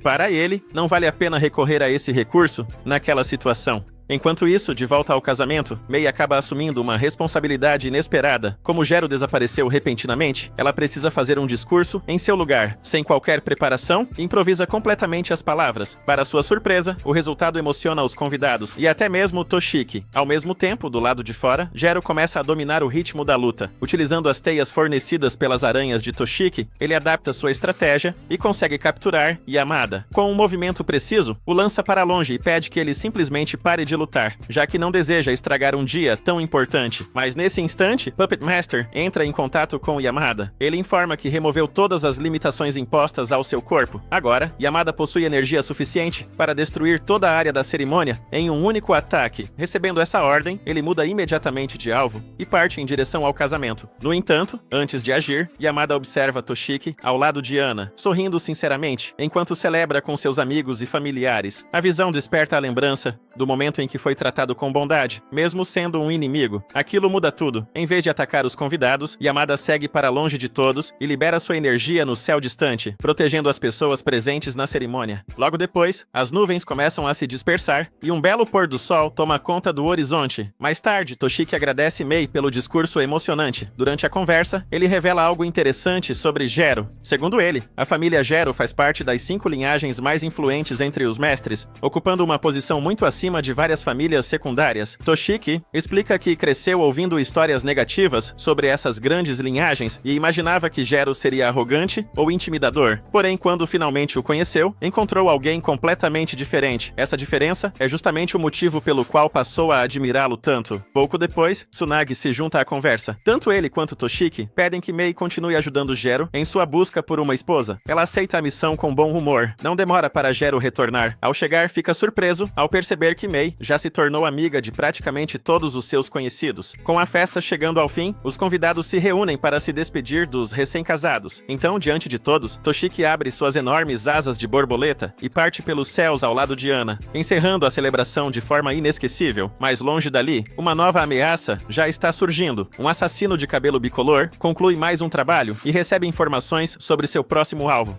Quando a identidade do alvo aparece, a revelação deixa claro que os problemas de Jero estão longe de terminar. O próximo nome da lista é o dele. Depois dos acontecimentos do casamento de Toshiki, Mei decide que está na hora de ajudar Jero a melhorar suas habilidades para encontros. Para isso, ela o leva até um fliperama e explica que dominar máquinas de pegar prêmios pode causar uma boa impressão durante um passeio. O problema é que Jero se mostra um desastre completo nessa tarefa. Mesmo gastando uma quantia considerável de dinheiro, ele não consegue conquistar um único prêmio. Porém, quando encontra um jogo de acertar alvos, a situação muda completamente. Graças aos seus reflexos extraordinários, ele atinge todos os alvos com precisão perfeita e ainda estabelece uma nova pontuação recorde. Mei reconhece que o resultado é impressionante, mas também alerta que um desempenho tão assustador pode acabar causando o efeito contrário e intimidar qualquer garota. Após se divertirem no fliperama, os dois tiram algumas fotos para registrar o momento. Durante a conversa, Mei menciona um assunto preocupante. Um misterioso indivíduo, conhecido como Hitman Hunter, vem derrotando diversos assassinos famosos. Segundo os rumores, até profissionais extremamente experientes já caíram diante dele. Por isso, ela aconselha Jero a permanecer atento. Enquanto se preparam para ir embora, uma garota de cabelo rosa se aproxima inesperadamente. Antes mesmo de explicar o motivo de sua aparição, ela pede para tirar algumas fotos ao lado deles. Depois disso, apresenta-se como Kimi. Kimi revela que estava procurando uma oportunidade para encontrar Jero pessoalmente, porque deseja contratá-lo para um trabalho. Mei estranha a situação e lembra que ela poderia simplesmente utilizar os meios normais de contratação. Porém, Kimi responde de forma tão convencida que acaba irritando Mei imediatamente. Quando percebe que corre o risco de ser ignorada, Kimi resolve explicar toda a situação. Ela revela que também pertence ao mundo dos mestres e que está preocupada com os ataques do Hitman Hunter. Por isso, deseja contratar Jero como guarda-costas até que a ameaça seja resolvida. A proposta não convence Mei nem por um segundo. Para ela, alguém que pertence a uma família de mestres deveria ser capaz de se defender sozinho. Kimi então admite que combate nunca foi seu ponto forte. Antes que a conversa termine de vez, Jero sugere que escutem tudo com calma. O simples fato de ele defendê-la deixa Kimi completamente encantada. Logo em seguida, ela resolve mostrar qual é sua especialidade. Com um pequeno chamado, um hamster aparece ao seu lado. Assim, Kimi revela ser uma mestre dos hamsters, enquanto o pequeno companheiro se chama Sirius. Ela então explica que não quer se envolver em conflitos, mas a associação da qual faz parte está determinada a perseguir o Hitman Hunter. O problema é que sua posição dentro da organização é extremamente baixa. Segundo ela, muitos dos outros membros sequer se importariam se algo acontecesse com ela. Kimi também conta que nunca participou das atividades violentas que tornaram vários mestres famosos. Por esse motivo, acaba sendo constantemente menosprezada pelos demais. No fim das contas, ela conclui que jamais conseguirá pagar a taxa normal cobrada por Gero e decide desistir da contratação. Mesmo assim, fica feliz por finalmente conhecer alguém que admira. Mas quando está prestes a ir embora, Gero a surpreende. Ele afirma que aceitará protegê-la por um valor muito menor do que costuma cobrar. Ao ouvir isso, Kimi fica tão emocionada que corre para abraçá-lo imediatamente. Pouco depois, ela leva Gero e Mei até a sede da associação a qual pertence. No entanto, assim que chegam ao local, os três percebem que algo terrível aconteceu. O prédio está completamente silencioso, e os membros da associação já não respondem a ninguém. Enquanto tentam entender a situação, um homem de cabelos brancos chama a atenção deles ao permanecer parado em um dos cantos do local. Inicialmente, eles acreditam que seja apenas mais um integrante da associação. Porém, Kimi afirma que nunca viu aquele homem antes. No instante seguinte, o desconhecido dispara para frente numa velocidade impressionante. Gero mal consegue reagir quando é atingido por um golpe direto e o atacante recua imediatamente. Sem demonstrar qualquer hesitação, o homem revela que já sabe exatamente quem está diante dele, o lendário mestre dos venenos, e para sua satisfação, encontrou seu próximo alvo muito antes do esperado. Ao perceber o perigo, Gero ordena que Mei e Kimi deixem o local imediatamente. As duas finalmente entendem a gravidade da situação e fogem dali enquanto a batalha está prestes a começar. Diante do inimigo mais perigoso que já enfrentou até então, Gero percebe que não poderá cometer nenhum erro. Assim que Mei e Kimi deixam o local, Gero avalia rapidamente sua situação. Embora tenha evitado algo mais grave por muito pouco, o golpe recebido reduziu bastante sua capacidade de combate.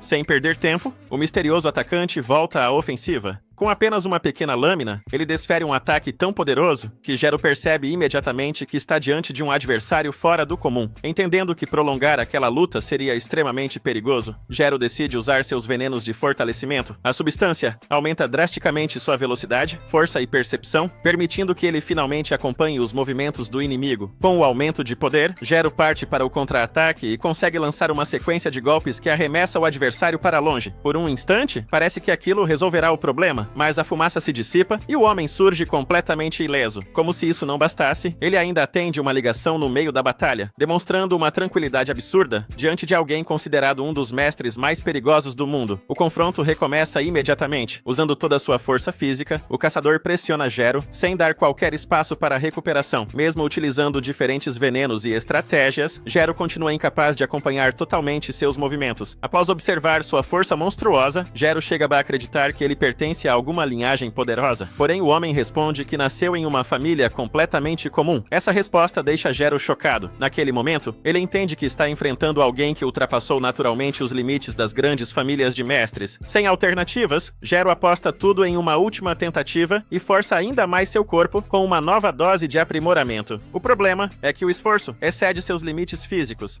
Seu corpo finalmente cede. Caído no chão, ele vê o inimigo se aproximar lentamente. Mesmo nessa situação, sua principal preocupação não é consigo mesmo. Gero apenas pede que Mei e Kimi não sejam envolvidas. O pedido faz o homem parar por alguns segundos. Nesse exato instante, Kimi retorna ao local. Recusando-se a abandonar alguém que decidiu protegê-la, ela enfrenta o medo e declara que não ficará observando enquanto Gero é derrotado. Em seguida, explica que ele é diferente de muitos mestres que conheceu, lembrando que ele aceitou ajudá-la, mesmo quando ela não tinha condições de pagar pelo serviço. Determinada a fazer alguma coisa, Kimi ativa sua técnica especial relacionada aos hamsters. O resultado, porém, deixa todos sem reação. Até mesmo o próprio adversário fica confuso diante da habilidade apresentada. Mas algo inesperado acontece logo depois. Em vez de continuar atacando, o homem pega Gero e revela que pretende levá-lo para receber tratamento. A mudança repentina deixa todos perplexos. Quando questionado, ele explica que não tem interesse em eliminar pessoas inocentes. Após observar as atitudes de Gero, conclui que ele não se encaixa no tipo de alvo que costuma perseguir. Pouco depois, apresenta seu nome. Ele é Nakagawa. Nakagawa revela que seu verdadeiro objetivo é impedir os planos do Clã das Feras, uma organização que estaria preparando algo capaz de colocar inúmeras pessoas em risco.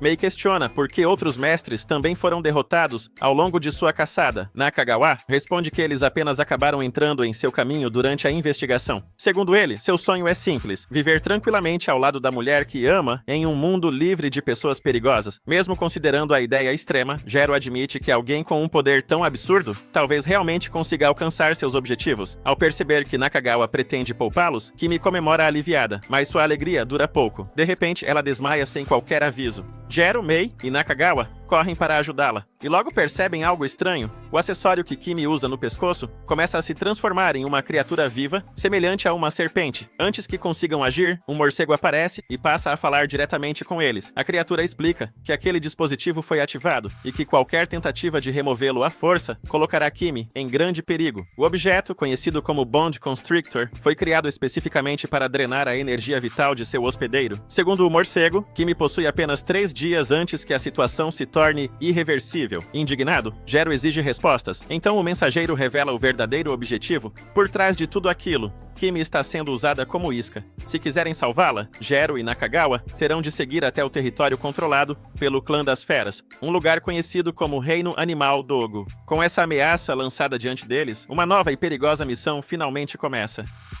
Para salvar Kimi, o grupo segue rumo ao território do Clã das Bestas, localizado dentro do Reino Animal Dogo. Durante a viagem de lancha, Gero fica surpreso ao descobrir que Mei possui licença de navegação de primeira classe. Com toda a naturalidade do mundo, ela explica que conseguiu essa qualificação graças aos muitos homens ricos que enganou no passado, deixando o assunto ainda mais estranho do que deveria. Enquanto avançam pelo mar, Gero percebe que a serpente presa ao pescoço de Kimi parece mais tranquila do que antes. Mesmo assim, ninguém sabe como removê-la. Por causa disso, ele acredita que precisará arrancar respostas diretamente dos responsáveis pelo Clã das Bestas. À medida que se aproximam da ilha, Kimi finalmente cria coragem para falar. Ela agradece por tudo o que Gero fez até aquele momento, mas pede que ele volte atrás. Na visão dela, o convite para encontrarem o Clã das Bestas é claramente uma armadilha, e ela não quer que mais ninguém se coloque em perigo por sua causa. Gero, porém, não demonstra a menor intenção de recuar. Ele lembra que prometeu protegê-la e afirma que pretende ajudá-la a se libertar daquela situação, custe o que custar. Pete também entra na conversa e diz que não vê problema algum em ajudar, principalmente se isso significar enfrentar adversários fortes. Ao ouvir aquelas palavras, Kimi não consegue conter a emoção e acaba chorando de felicidade. Pouco tempo depois, eles finalmente chegam à ilha. Gero pede para Mei permanecer em segurança enquanto resolve o problema relacionado ao Clã das Bestas. No entanto, antes que possam dar sequer alguns passos, uma criatura marinha gigantesca emerge da água e provoca uma confusão repentina. Ao mesmo tempo, uma enorme ave mergulha dos céus, captura Kimi e a leva para longe. Sem perder tempo, Gero ativa sua técnica de movimentação e dispara pela superfície do mar em perseguição. Enquanto isso, Pete protege Mei do ataque da criatura marinha e demonstra uma habilidade impressionante ao neutralizar a ameaça com extrema facilidade. Observando tudo de perto, Mei finalmente entende o que Gero queria dizer quando afirmou que havia alguém extremamente forte ao lado deles. Após uma perseguição intensa, Gero alcança o responsável pelo sequestro de Kimi. O homem se apresenta como Gota, um especialista em controlar aves. Sem demonstrar qualquer preocupação, ele revela que foi contratado para capturar Kimi apenas para atrair Gero para aquela ilha. Tentando aproveitar a oportunidade, Gero pergunta como pode remover a serpente do pescoço de Kimi. A reação de Gota muda imediatamente, o sorriso desaparece e ele fica completamente sério, afirmando que até mesmo tocar nesse assunto é considerado um grave crime dentro do Clã das Bestas. Logo depois, Gota ordena um ataque em massa de suas aves. A luta começa de forma explosiva. Usando uma velocidade impressionante, ele consegue pressionar Gero desde os primeiros momentos do combate. Enquanto troca golpes com o adversário, Gota revela que existe uma recompensa gigantesca pela derrota de Gero. Para ele, concluir essa missão representa a chance de finalmente realizar seu maior sonho, viajar para os Estados Unidos, o país que considera a terra natal do beisebol. Enquanto a batalha continua, 2 observadores acompanham tudo através de esferas especiais de transmissão. Um deles questiona se Gero realmente conseguirá vencer, mas o outro demonstra total confiança. Segundo ele, especialistas em venenos costumam preparar armadilhas que ninguém percebe até que seja tarde demais, e é exatamente isso que acontece. Quando Gota se prepara para utilizar uma de suas técnicas mais poderosas, Gero lança uma bomba de fumaça entre eles. Convencido de que se trata de algum tipo de veneno, Gota perde um instante precioso, tentando se proteger. Era exatamente a abertura que Gero precisava. Atravessando a fumaça sem hesitar, ele acerta um golpe direto que derruba Gota de uma vez só. Completamente derrotado, Gota começa a revelar informações importantes sem nem precisar ser pressionado. Ele conta que a base principal do Clã das Bestas fica no topo da montanha da ilha. Porém, antes que consiga falar muito mais, a serpente em seu pescoço se contrai de repente. Uma voz misteriosa ecoa através dela. Era Dogo, que finalmente decide entrar em contato direto com Gero. A voz que surge através da serpente pertence a Dogo, o líder do clã das bestas. Sem rodeios, ele pergunta a Gero se é verdade que ele aceita trabalhos de guarda-costas por valores ridiculamente baixos. Gero confirma e explica que seu objetivo principal continua sendo encontrar alguém com quem possa se casar. A resposta faz Dogo cair na gargalhada. Ele deixa claro que já percebeu o interesse de Gero por Kimi, mas logo muda de tom e começa a menosprezá-la. Segundo ele, alguém da linhagem de Gero jamais deveria pensar em construir uma relação com ela. Irritado com aquelas palavras, Gero manda que ele fique em silêncio.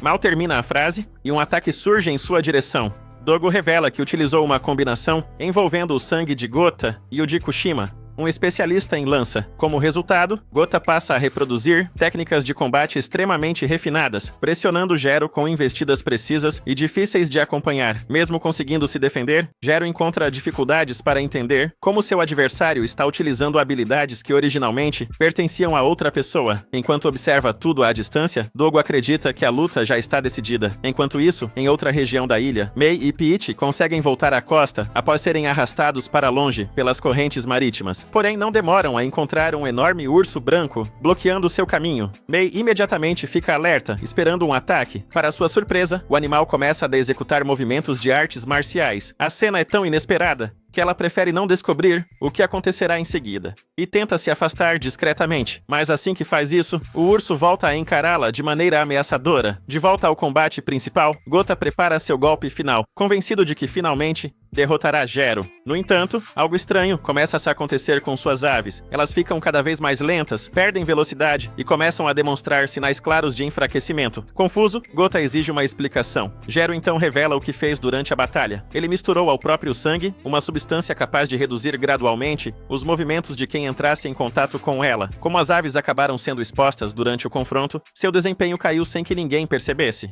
Sem alternativas, Gota ordena uma última investida de todo o seu bando. Mesmo cercado, Gero atravessa os ataques, alcança o adversário e encerra a luta com um golpe decisivo. Observando tudo através de suas esferas, Dogo fica ainda mais interessado nas capacidades de Gero. Quanto mais vê, mais convencido fica de que precisa obter aquele sangue para seus próprios objetivos. Apesar da vitória, Gero não demonstra qualquer desejo de continuar atacando Gota. Desde o início, ele percebeu que o rapaz era apenas alguém perseguindo seu sonho e que acabou envolvido com as pessoas erradas. Aliviado, Gota agradece por ter sido poupado, mas Dogo não compartilha da mesma opinião. Sem aviso, ele ativa a serpente ligada ao subordinado e encerra sua participação de forma imediata. Em seguida, volta a falar diretamente com Gero e faz uma ameaça simples e assustadora. Ele pode fazer exatamente a mesma coisa com Kimi quando quiser. Logo depois, revela a única forma de remover a serpente, que está presa ao pescoço dela. Para libertá-la, será necessário obter diretamente o sangue de Dogo. Com um sorriso confiante, ele convida Gero a subir até o topo da montanha e tentar tomá-lo pessoalmente. Enquanto isso, Mei continua tentando escapar do urso branco. Quando a situação parece prestes a sair do controle, Peach desperta e resolve o problema rapidamente. Pouco depois, porém, uma sanguessuga consegue coletar discretamente uma amostra de seu sangue. Só mais tarde a verdade é revelada. O urso branco era, na realidade, Byakko disfarçada o tempo todo. Toda aquela encenação tinha apenas um objetivo: conseguir o sangue de Peach para os planos de Dogo. De volta ao esconderijo do clã das bestas, Dogo observa os resultados com satisfação. Agora ele possui amostras tanto de Gero quanto de Peach. Convencido de que reuniu tudo o que precisava, ele acredita estar cada vez mais perto de colocar seu plano em prática. Quando a noite chega, Gero e Kimi encontram abrigo em uma caverna. Apesar do silêncio ao redor, Gero não consegue relaxar. A ameaça de Dogo continua pairando sobre eles, e ele sabe que Kimi ainda corre perigo. Em meio a esses pensamentos, os hamsters de Kimi acabam provocando uma situação inesperada. Pegando Gero completamente desprevenido, eles fazem com que ele perca o equilíbrio e acabe caindo sobre ela. Após alguns segundos de silêncio, Kimi finalmente abre seu coração. Com lágrimas nos olhos, ela pede desculpas por acreditar que só causou problemas desde o momento em que entrou na vida dele. Mas Gero responde imediatamente. Ele diz que ela não precisa carregar esse peso sozinha. Os dois chegaram até ali juntos e continuarão enfrentando tudo juntos. E quando chegar a hora, eles também irão derrotar Dogo juntos.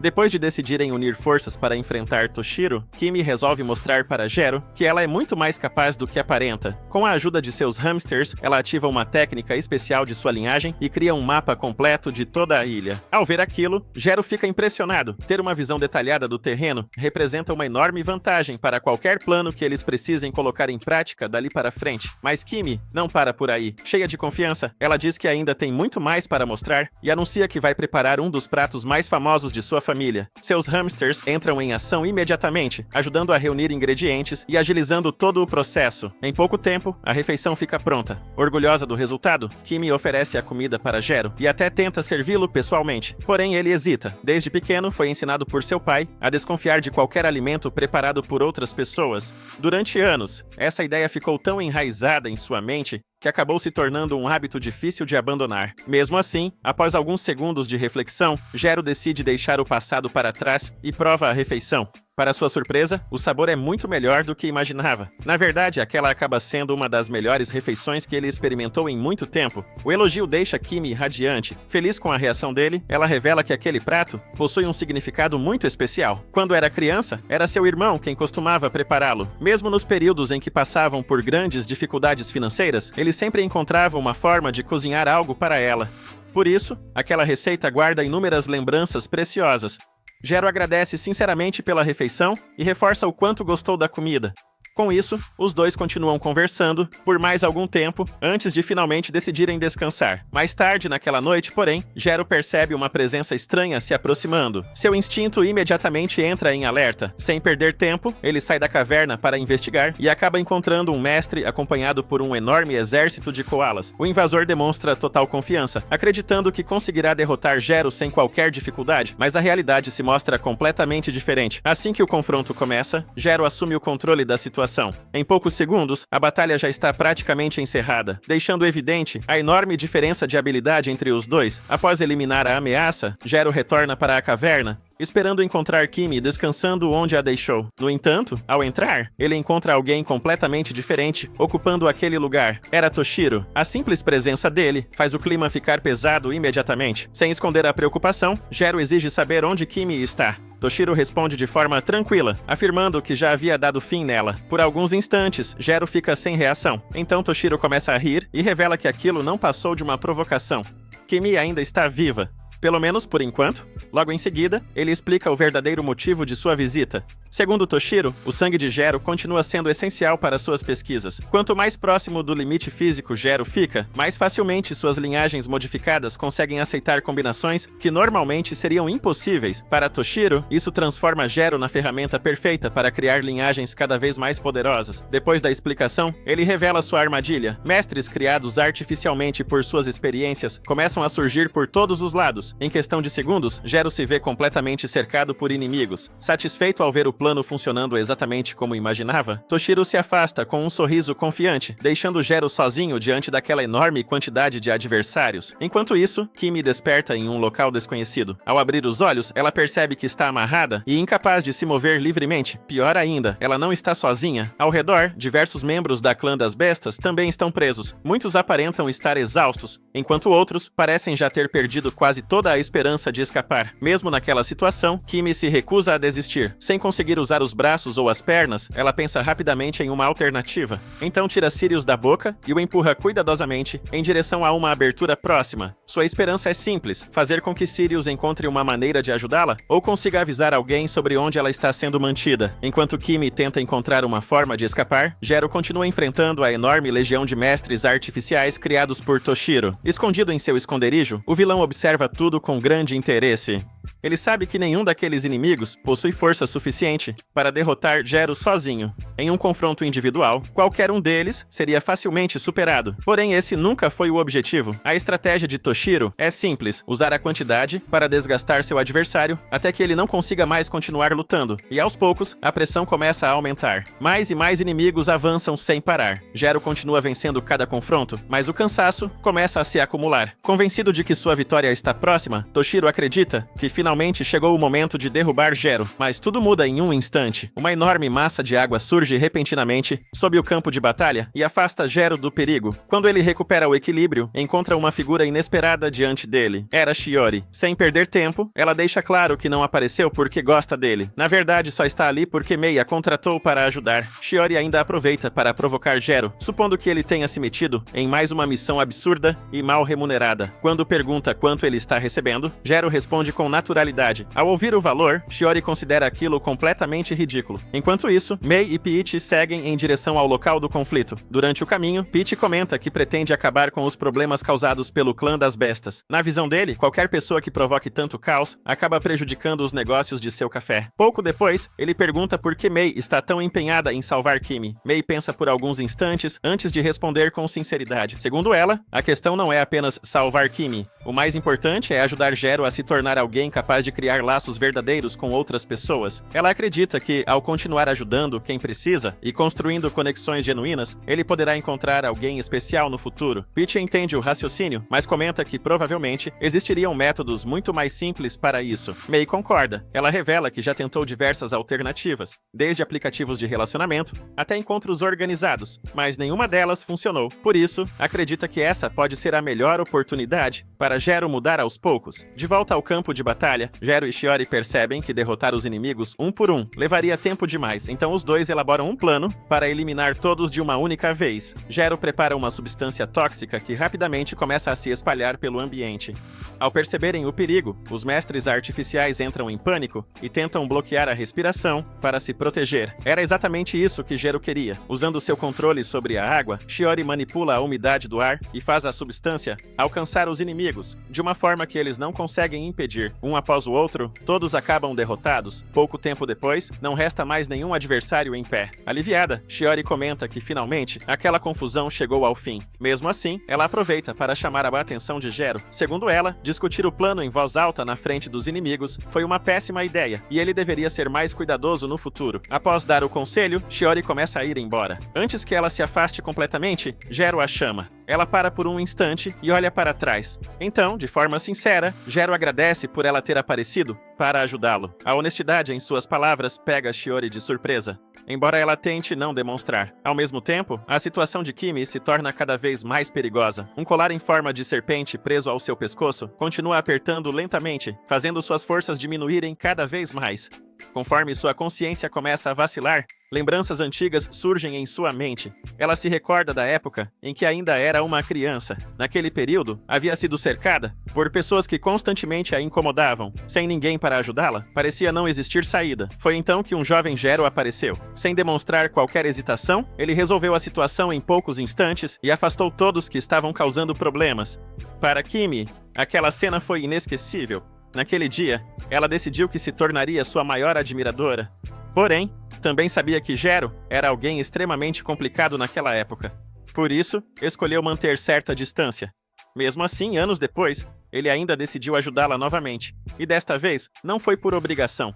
Gero veio porque realmente queria salvá-la. Ao pensar nisso, Kimi sente que precisa fazer alguma coisa. Reunindo toda a força que ainda possui, ela consegue se erguer e ativa sua linhagem modificada. Em seguida, conecta seus hamsters e ratos em uma grande rede de comunicação. Através deles, sua voz começa a ecoar por toda a prisão. Chamando a atenção dos outros prisioneiros, Kimi encara todos ao redor com determinação. Então faz uma proposta simples e direta. Se eles querem recuperar a liberdade, vão destruir aquele lugar inteiro juntos. Enquanto o caos se espalha pela base, Mei Kinosaki e Peach Nakagawa encontram uma entrada escondida nos fundos, um caminho subterrâneo que leva direto ao coração do território do Clã das Feras. Pelas informações que conseguiram reunir, essa passagem é a rota mais rápida e segura para chegar ao prédio principal sem cruzar com tantos inimigos. Sem perder tempo, os dois avançam pelo túnel. Só que, antes de alcançarem o destino, são bloqueados por um esquadrão especial conhecido como as 5 Estrelas das Feras. A fama deles parece ameaçadora, mas diante de Peach, a diferença de força fica clara em segundos. Ele derruba todos rapidamente e continua seguindo com Mei até a sala final. Lá dentro, eles encontram Toshiro Dogo. Ao lado dele está Byaku, usando sua conhecida fantasia de urso. Mas Toshiro não demonstra surpresa nenhuma. Pelo contrário, ele permanece calmo, como se já soubesse que os dois chegariam até ali. Sem se preocupar, ele apenas manda Byaku ganhar tempo enquanto prepara seu próximo passo. Obedecendo sem hesitar, ela avança e ativa sua linhagem modificada. O golpe vem com tanta força que até Peach sente a pressão e começa a suar. Nesse momento, a história volta ao passado de Byaku. Quando ainda era criança, sua mãe adoece de repente e cai sem forças. Assustada, Byaku corre para ajudá-la e a coloca na cama, ficando o tempo todo ao seu lado, tentando cuidar dela da melhor forma possível. Vendo a situação piorar, Byaku implora para levá-la ao hospital, mas sua mãe, mesmo fraca, sorri e diz para a filha não se culpar. Ela explica que o hospital só atende mestres das feras com parceiros oficiais. Por ser uma mãe sozinha, criando a filha sem esse reconhecimento, ela não tem direito ao tratamento. Mesmo assim, Byaku não aceita ficar parada. Ela junta todas as moedas que encontra e corre até o hospital, pedindo ajuda com tudo o que tem. Mas ninguém escuta. A porta se fecha diante dela, e a esperança parece desaparecer.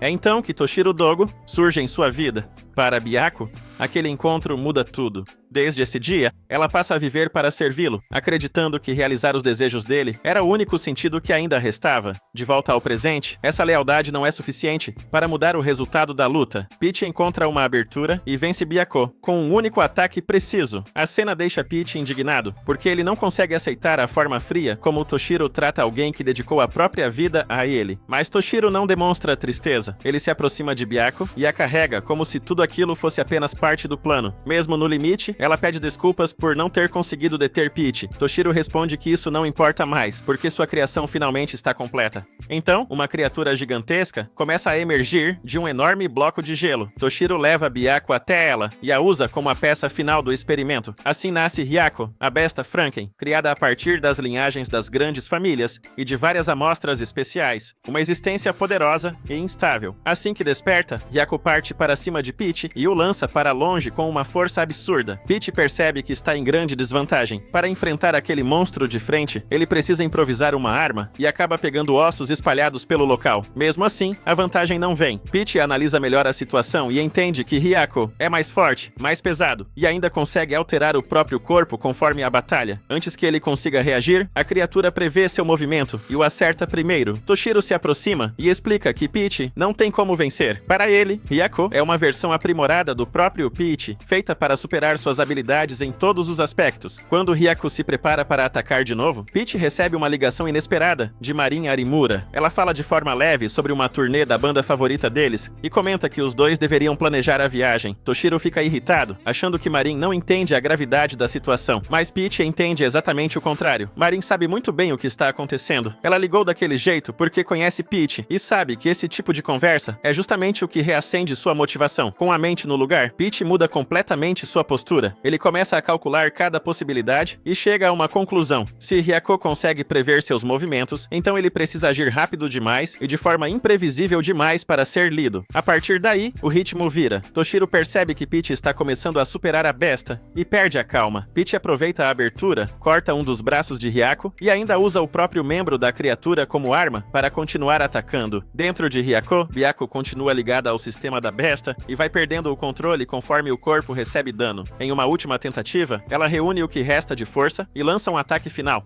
Só que Peach reage antes. Ele atravessa a defesa da criatura com um golpe decisivo e causa dano suficiente para encerrar a batalha. Exausto, ele cai no chão e só pede alguns minutos para descansar, sem perceber que o perigo ainda não acabou. Mesmo depois de Hyako cair, a situação ainda não termina. Peach está completamente esgotado no chão, tentando recuperar o fôlego, enquanto Mei Kinosaki percebe que aquele lugar continua perigoso demais para eles ficarem ali. Só que Byaku ainda resiste por mais alguns instantes. Mesmo sem forças, ela continua pensando em Toshiro Dogo e oferece tudo o que ainda resta dela para completar o plano dele. Para Byaku, servir Dogo até o fim era a única forma de dar sentido à vida que levou desde criança. Mei entende que aquilo é um sinal de alerta. Ao redor deles, a energia da linhagem de Byaku começa a se espalhar pelo laboratório, tomando o ambiente como se algo maior estivesse prestes a acontecer. Ela tenta tirar Peach dali o mais rápido possível, mas antes que consiga escapar, Toshiro aparece diante dela e bloqueia o caminho. Quando tudo parece virar contra Mei e Peach, uma enorme onda de água invade o campo de batalha. Hikaru Jero e Shizuku Ushio chegam bem a tempo de impedir que Dogo avance. A entrada deles muda o clima da cena imediatamente, porque agora Mei não está mais sozinha diante daquele monstro. Jero se aproxima usando sua luva especial e pede desculpas a Mei por ter arrastado ela para aquele conflito. Afinal, no começo, ela deveria apenas ajudá-lo como conselheira de casamento, mas acabou sendo colocada no meio de uma disputa absurda entre famílias.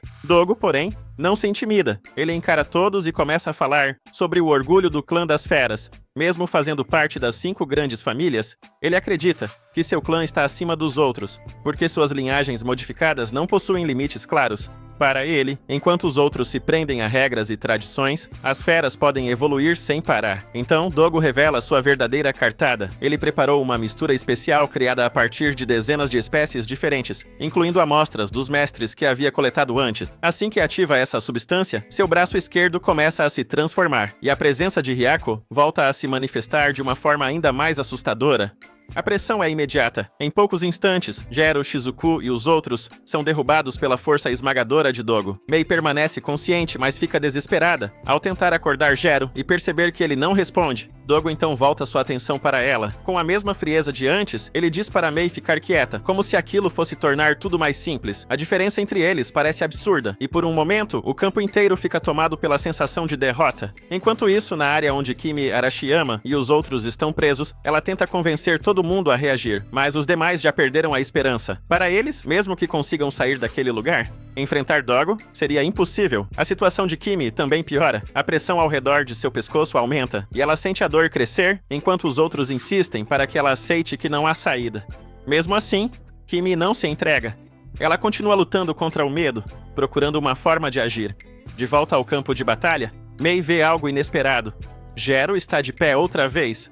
Só que, ao olhar melhor, ela entende o motivo. Ele tomou a 3ª dose de sua toxina, o Toxin Triple, algo extremamente perigoso para o próprio corpo. Mei lembra que uma 3ª dose deveria ser impossível de suportar. Pela expressão de Jero, parece que ele está se mantendo em pé apenas pela força de vontade. Mesmo assim, ele não recua. Dogo percebe a mudança e parte para acabar com a luta antes que Jero consiga reagir, mas no último instante, Jero desvia e surge atrás dele. Pela primeira vez, Dogo fica realmente surpreso. Aquilo não deveria acontecer. Jero não deveria conseguir se mover daquele jeito depois de usar uma dose tão arriscada. Tentando recuperar o controle da situação, Dogo ativa ainda mais habilidades de outras espécies, preparando um ataque definitivo, antes que Jero desperte completamente. Só que, quando ele avança, algo muda no ar, a presença de Jero se torna diferente, pesada e imprevisível. Dogo para por um instante, tomado pelo choque, percebendo que talvez tenha provocado alguém muito mais perigoso do que imaginava. E é nesse ponto que o episódio 11 termina, deixando a luta final pronta para explodir no próximo confronto.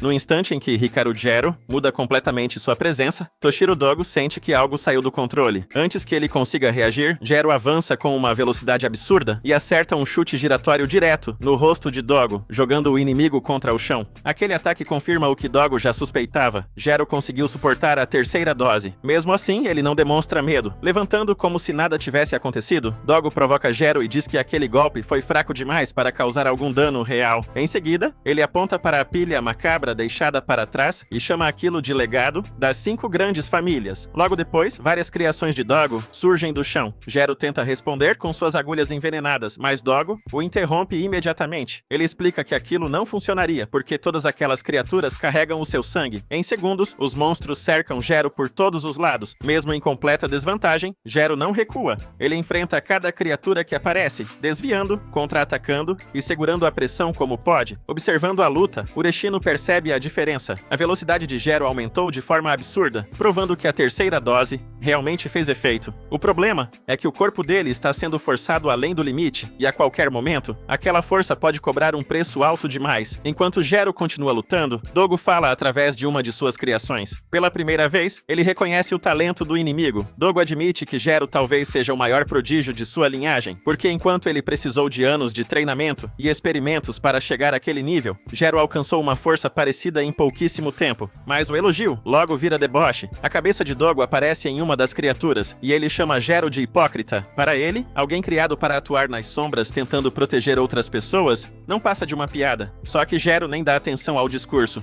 Antes que Dogo termine, ele corta a criatura ao meio e segue em frente. Nesse momento, Dogo aparece atrás dele e aponta a maior fraqueza daquela transformação. A 3ª dose está destruindo o corpo de Jero por dentro. Ele não vai conseguir manter aquele ritmo por muito tempo. Para Dogo, quando 2 especialistas chegam ao limite, talento e técnica deixam de ser suficientes. O que decide a luta é quem possui a intenção mais forte de esmagar o outro. Então Dogo revela sua arma secreta, usando uma versão versão modificada da técnica de sangue do clã das feras, ele libera a investida das 100 feras. A energia de 93 animais surge de uma só vez, formando uma onda monstruosa, que avança contra Gero. Dogo acredita que aquilo será o fim da batalha, mas algo impossível acontece. A investida atravessa Gero sem acertá-lo. Calmo, Gero diz que perdeu aquele instinto destrutivo há muito tempo. Agora, tudo o que ele deseja é voltar a sentir felicidade. Dogo fica sem reação. Até entender a verdade, Gero não está atravessando os ataques. Ele está desviando de cada golpe no último instante possível. Dogo não consegue compreender de onde vem tanta força. Então Gero continua. Ele diz que o tempo ao lado de Mei Kinosaki ensinou algo importante. Se ele quiser encontrar felicidade de verdade, precisa ajudar outras pessoas. Enquanto fala, marcas azuladas começam a se espalhar por suas mãos e por parte do rosto. Sentindo o perigo, Dogo recua sua investida. Nesse instante, a história volta para a da infância de Gero. Quando ele era pequeno, seu pai explicou o funcionamento do Kodoku corporal. Os venenos dentro do corpo de Gero continuariam devorando uns aos outros com o passar do tempo, ficando cada vez mais concentrados e refinados. Quando dominada por completo, essa técnica poderia criar uma toxina sem antídoto, capaz de destruir tudo o que tocasse. De volta ao presente, Gero finalmente libera essa técnica escondida de sangue venenoso. Ao mesmo tempo, Dogo manda a investida das 100 feras avançar novamente. No início, ele continua confiante, certo de que é imune a qualquer veneno produzido por Gero. Só que a realidade muda diante dos seus olhos. A toxina começa a afetar a própria investida. As criaturas perdem o controle e a confiança de Dogo desmorona. Pela primeira vez, ele não entende o que está enfrentando, não consegue neutralizar aquilo, não consegue prever o efeito, e percebe que Gero alcançou um nível de evolução sanguínea muito acima do esperado. Em pânico, Dogo se afasta e sacrifica parte do próprio corpo para impedir que a toxina avance ainda mais. Ao perceber que não pode continuar daquela forma, ele decide abandonar qualquer limite e força sua transformação final. Seu corpo muda completamente, assumindo a forma de uma criatura gigantesca, com presas, asas e a força esmagadora de uma fera colossal. Dogo avança em linha reta, pronto para atropelar Gero com tudo. Gero também corre em sua direção, como se fosse enfrentar o impacto de frente. Mas no último segundo, ele muda o movimento. Gero salta por cima de Dogo, aparece atrás dele e acerta suas costas, liberando sua toxina diretamente no corpo do inimigo. O golpe de Hikaru Gero não atinge apenas o corpo de Toshiro Dogo. A toxina invade algo muito mais profundo, prendendo sua consciência em um vazio sem fim, como se a própria mente dele começasse a se desfazer por dentro. Dogo entende que foi atingido por uma técnica sem resposta. Mesmo assim, antes de cair de vez, ele tenta uma última ação desesperada. Em vez de continuar enfrentando Gero, ele mira em Mei Kinosaki e avança contra ela, tentando atingi-la antes que seu corpo pare completamente. Mas no instante em que chega perto, Dogo trava. Ele fica imóvel no meio do movimento, sem conseguir mover um único músculo. É nesse momento que Kimie, Arashiyama e os outros membros do clã das feras aparecem, finalmente livres da prisão. Ao ver Kimie, Dogo entende que aquilo só pode ter sido causado por um de seus hamsters, interferindo no controle do corpo dele. A cena então mostra o que aconteceu pouco antes, quando Kimi e os outros ainda estavam presos. Mesmo perdendo a esperança por alguns instantes, ela percebeu algo importante. Todo o poder de Dogo vinha dos animais e do domínio sobre feras, e justamente por isso, o clã das feras ainda tinha uma chance. Kimi reúne todos e lembra que criar laços com animais é a verdadeira especialidade deles. Se Dogo dependia das feras para manter sua força, então a única forma de vencê-lo seria quebrar essa ligação e recuperar o controle dos animais que ele havia usado. De volta ao campo de batalha, os espíritos das feras começam a sair do corpo monstruoso de Dogo. Um por um, eles se libertam, e os domadores do clã das feras entram em ação, acalmando cada animal e desfazendo a influência dele. Dogo assiste a tudo sem conseguir acreditar. Toda a força que ele reuniu, todos os animais que usou como armas, tudo começa a escapar diante dos seus olhos. Então Gero aparece atrás dele e diz, com calma, que aquela nunca foi uma luta individual. Desde o começo, Dogo estava enfrentando o clã das feras inteiro. Ao ouvir isso, Dogo perde a razão e tenta avançar uma última vez, recusando aceitar a derrota, mas Gero se move primeiro e acerta o golpe final, encerrando a batalha de uma vez. Com Dogo derrotado, Gero usa uma parte do sangue dele para quebrar o selo que prendia Kimi. Assim que ela é libertada, todos comemoram, sem perceber que um pequeno morcego desce lentamente sobre o peito de Dogo. A presença daquele morcego revela uma lembrança antiga. Quando Dogo era criança, durante o ritual do clã das feras, cada membro recebia um animal que seria seu parceiro por toda a vida. Ele estava confiante, esperando receber uma fera poderosa, como um leão ou um tigre. Mas, para sua frustração, o líder do clã entregou a ele um morcego. Naquele clã, morcegos eram vistos como animais fracos e sem prestígio. Para Dogo, aquilo foi uma humilhação. Ele se convenceu de que o líder tinha medo do seu potencial e, por isso, havia dado a ele um parceiro inferior de propósito. A partir daquele momento, sua obsessão por poder começou a dominar tudo. De volta ao presente, Dogo acorda e vê Gero diante dele. Confuso por ainda estar vivo, ele escuta até a explicação. O Kodoku corporal de Gero é uma extensão da sua vontade. Dogo só resistiu porque Gero nunca desejou eliminá-lo de verdade. O que ele queria era proteger Kimi e permitir que todos seguissem em frente. Mesmo enfraquecido, Dogo ri e debocha dos ideais de Gero até o fim. Então Peach Nakagawa se aproxima e pergunta se ele ainda tem mais algum truque escondido. Antes que Dogo responda, Byaku surge de repente, agarra seu corpo e foge pela floresta em alta velocidade. Gero e os outros partem atrás deles e quase conseguem alcançar os dois, mas uma enorme raposa branca aparece no caminho e bloqueia a perseguição. Logo em seguida, uma jovem elegante caminha ao lado da fera. Ela se apresenta como a nova líder do clã das feras e também como irmã de Toshiro Dogo, Tonako Dogo. E é nesse ponto que o episódio termina, deixando claro que a queda de Dogo não encerrou todos os problemas do clã das feras. Muitos dos nossos vídeos teve a monetização cortada, e isso prejudica muito o canal, além de ter dado muitos direitos autorais. Mais paciência, né? Então, se puderem ajudar com seu gostei, ou hype, ou valeu demais, ou um simples comentário de apoio, ajudaria muito o titio. Até a próxima!